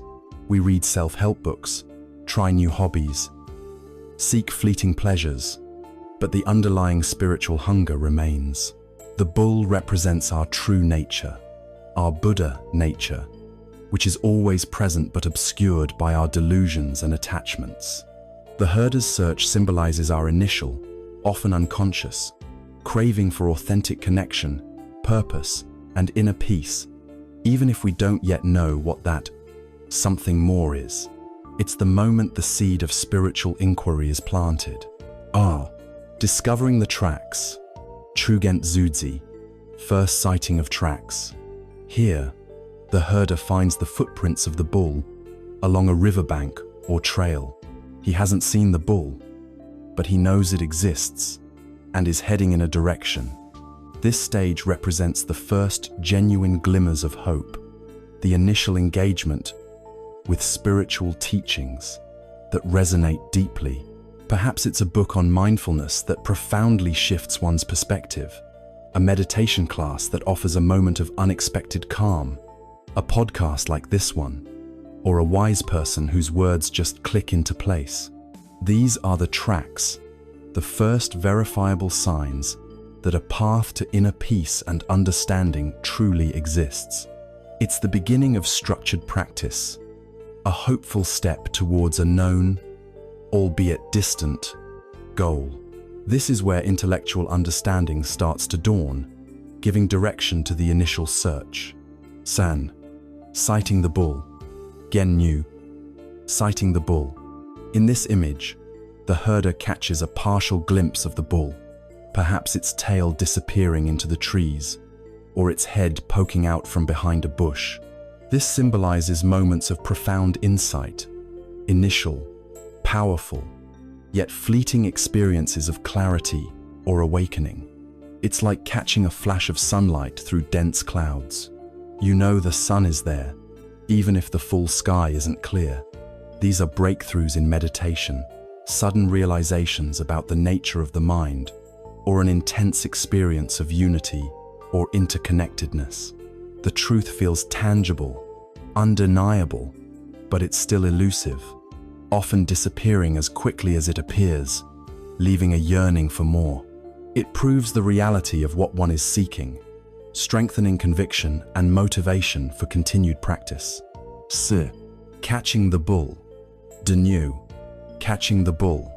This is a pivotal and often energetic image, depicting the herder in a struggle to lasso and hold on to the bull. The bull resists, bucking and pulling.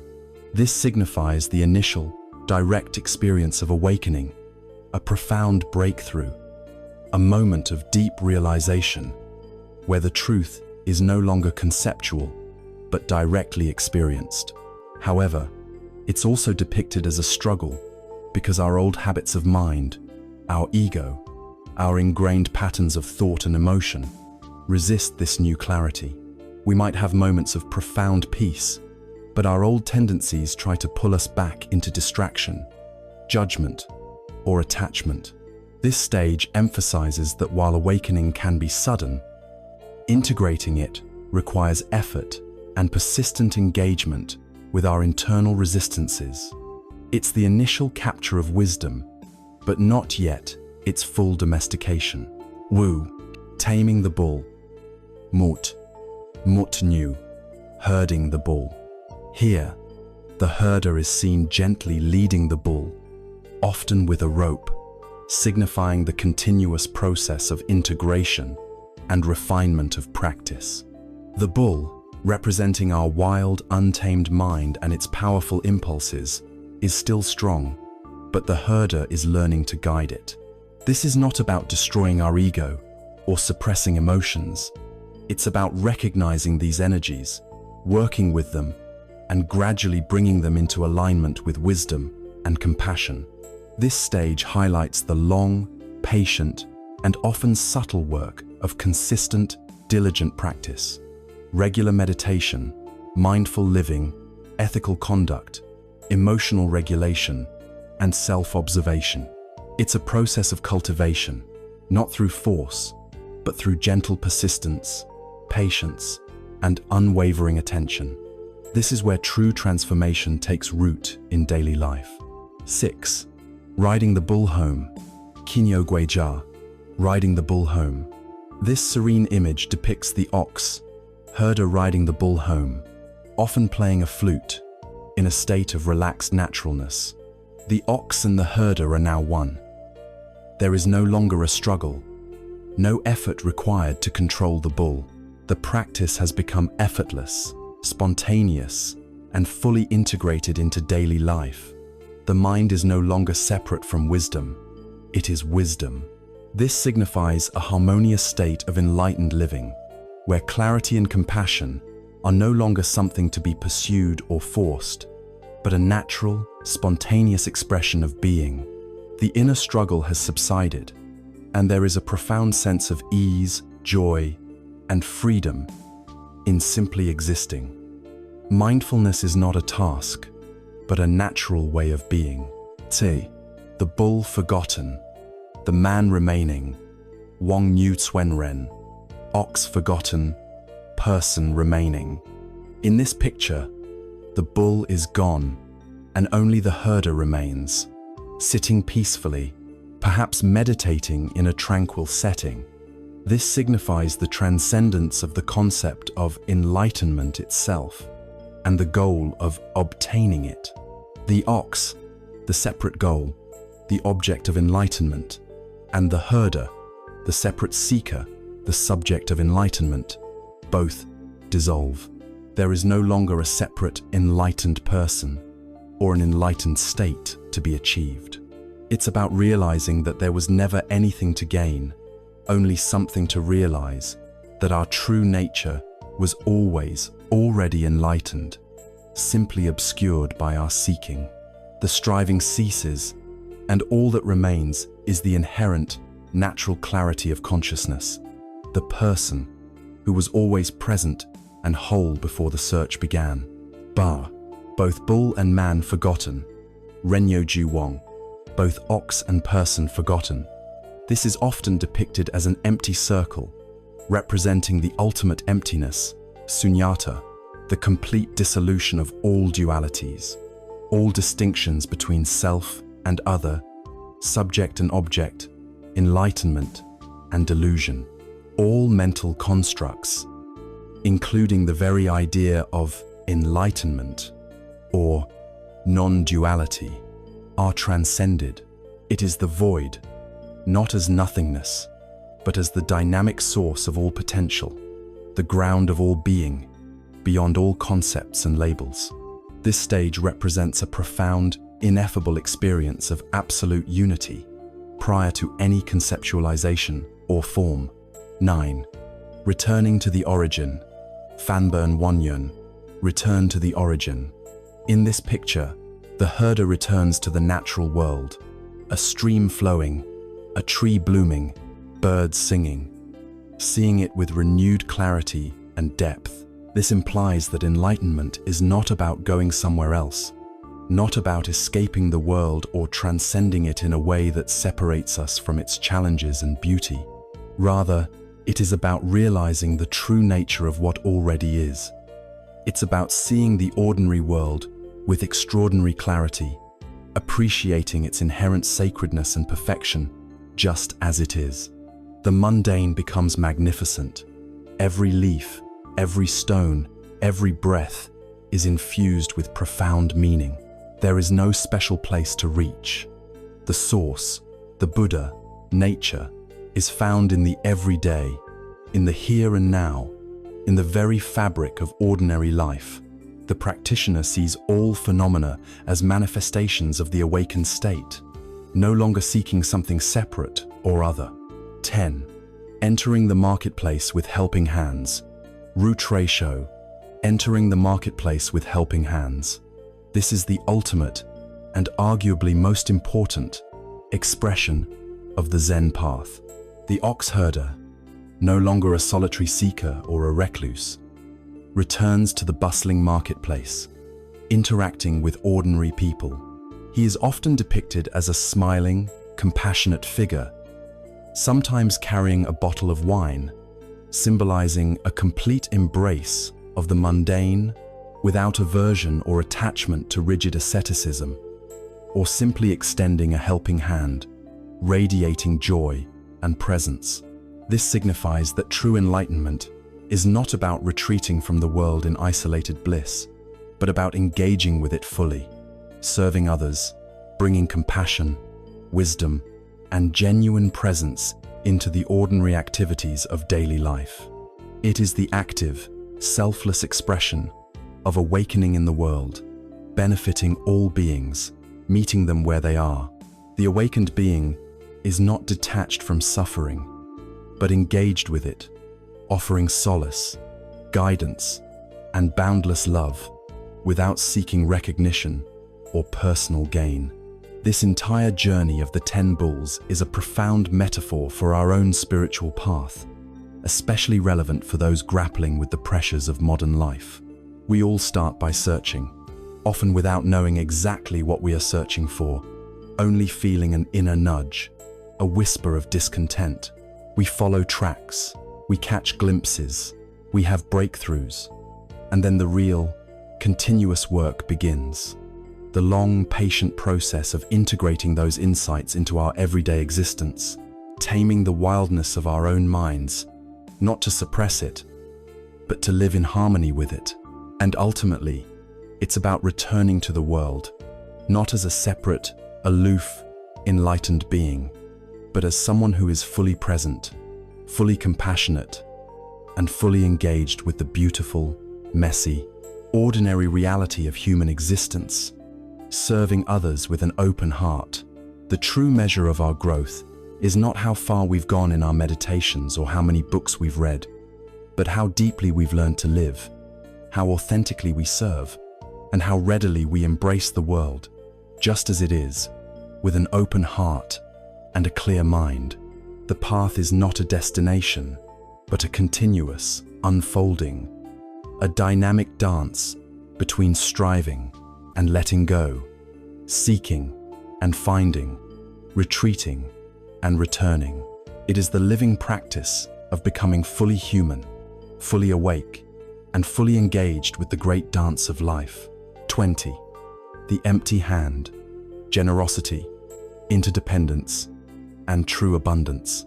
Our journey through Zen wisdom now concludes with a concept that beautifully ties together many of the previous teachings. The profound idea of the empty hand. This isn't about literal emptiness or a lack of possessions. Instead, it's a powerful metaphor for true generosity, the wisdom of non-attachment, and the understanding that true abundance is found not in what we accumulate, but in what we are willing to give, and in our recognition of fundamental interdependence. Imagine a Zen master who, upon being offered a precious gift by a wealthy patron, simply held out an empty, open hand. The patron, expecting a formal acceptance, was bewildered. The master smiled gently and said, "This hand is empty. It is ready to receive, but also ready to give." True generosity begins not with holding, but with releasing. And true abundance is found in the flow, not in the accumulation.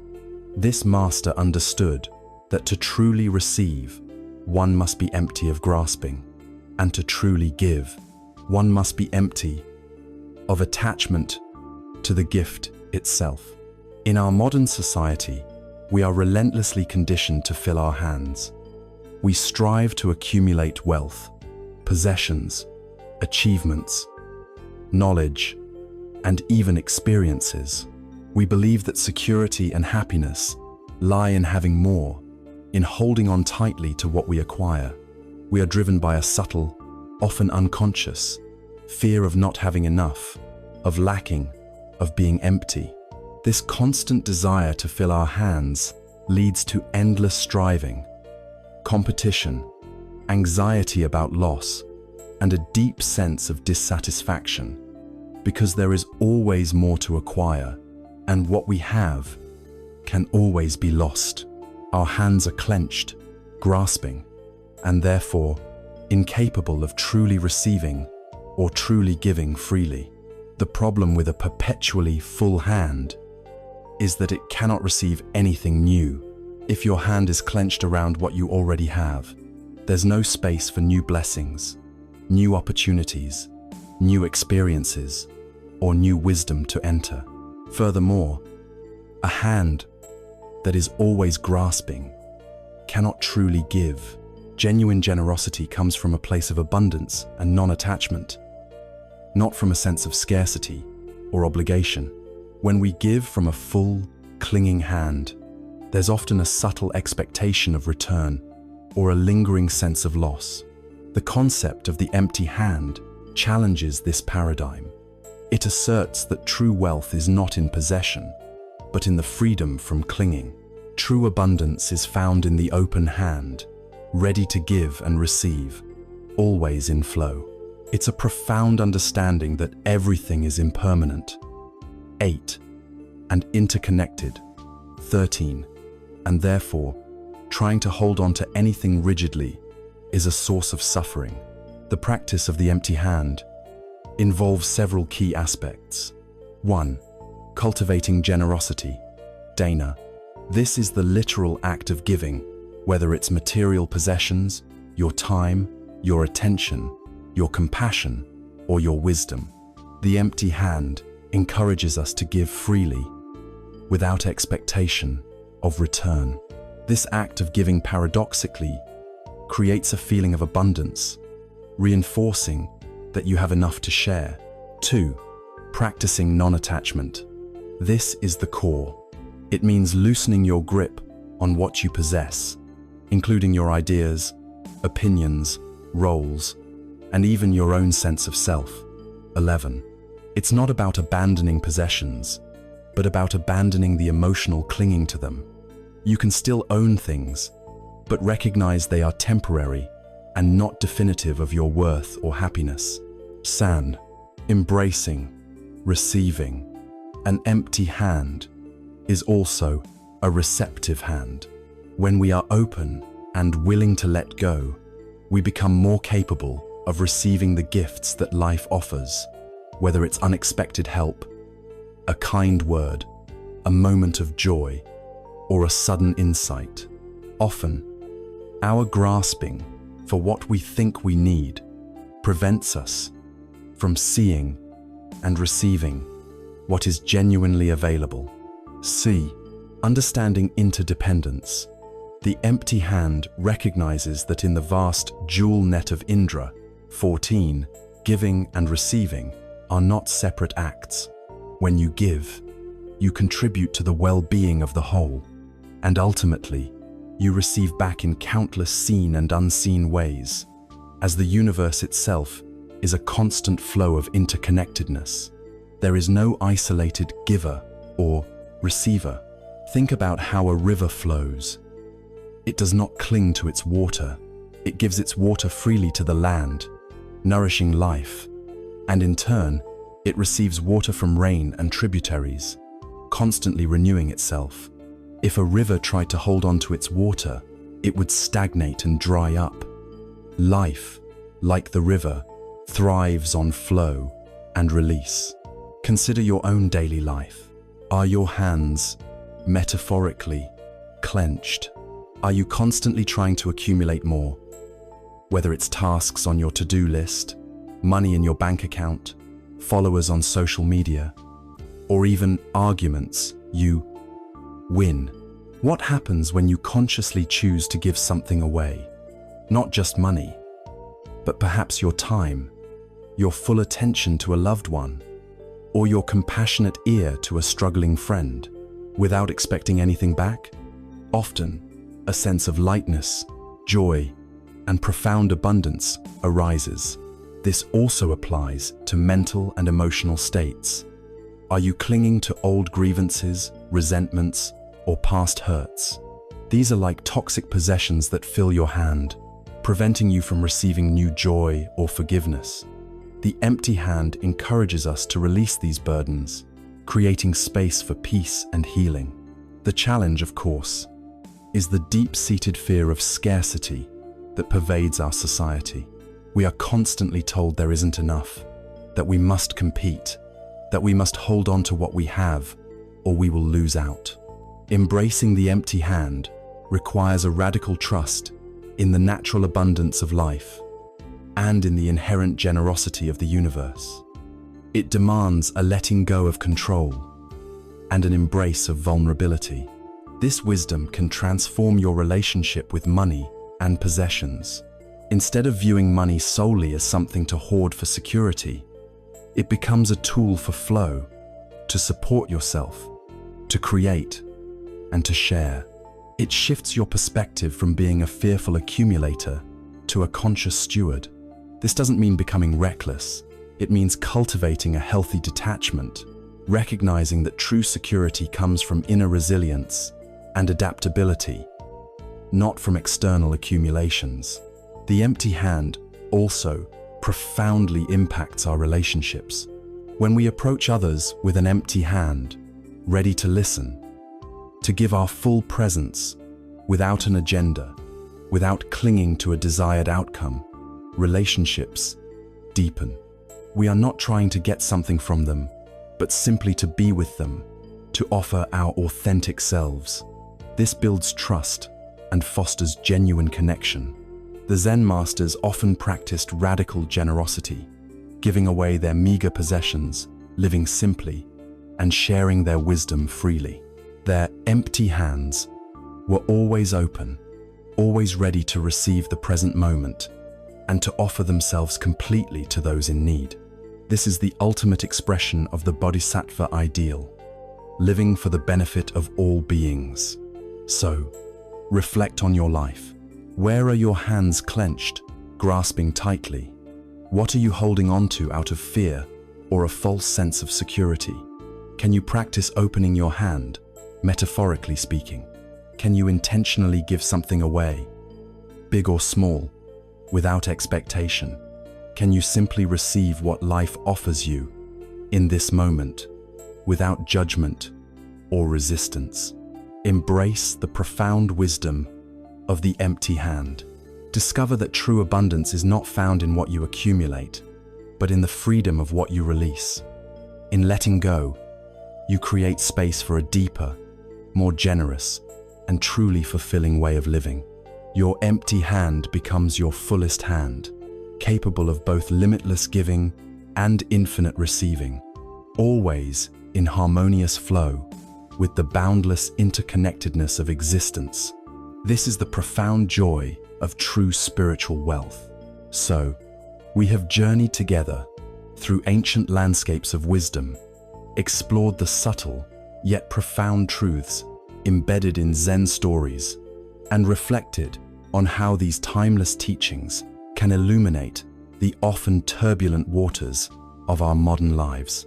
From the desperate grasp for a strawberry while hanging precariously between two tigers, to the liberating act of putting down the woman at the river, to the quiet wisdom of the empty boat and the powerful freedom of the empty hand, we've seen that the path to peace isn't about escaping the world, but about changing our relationship with it.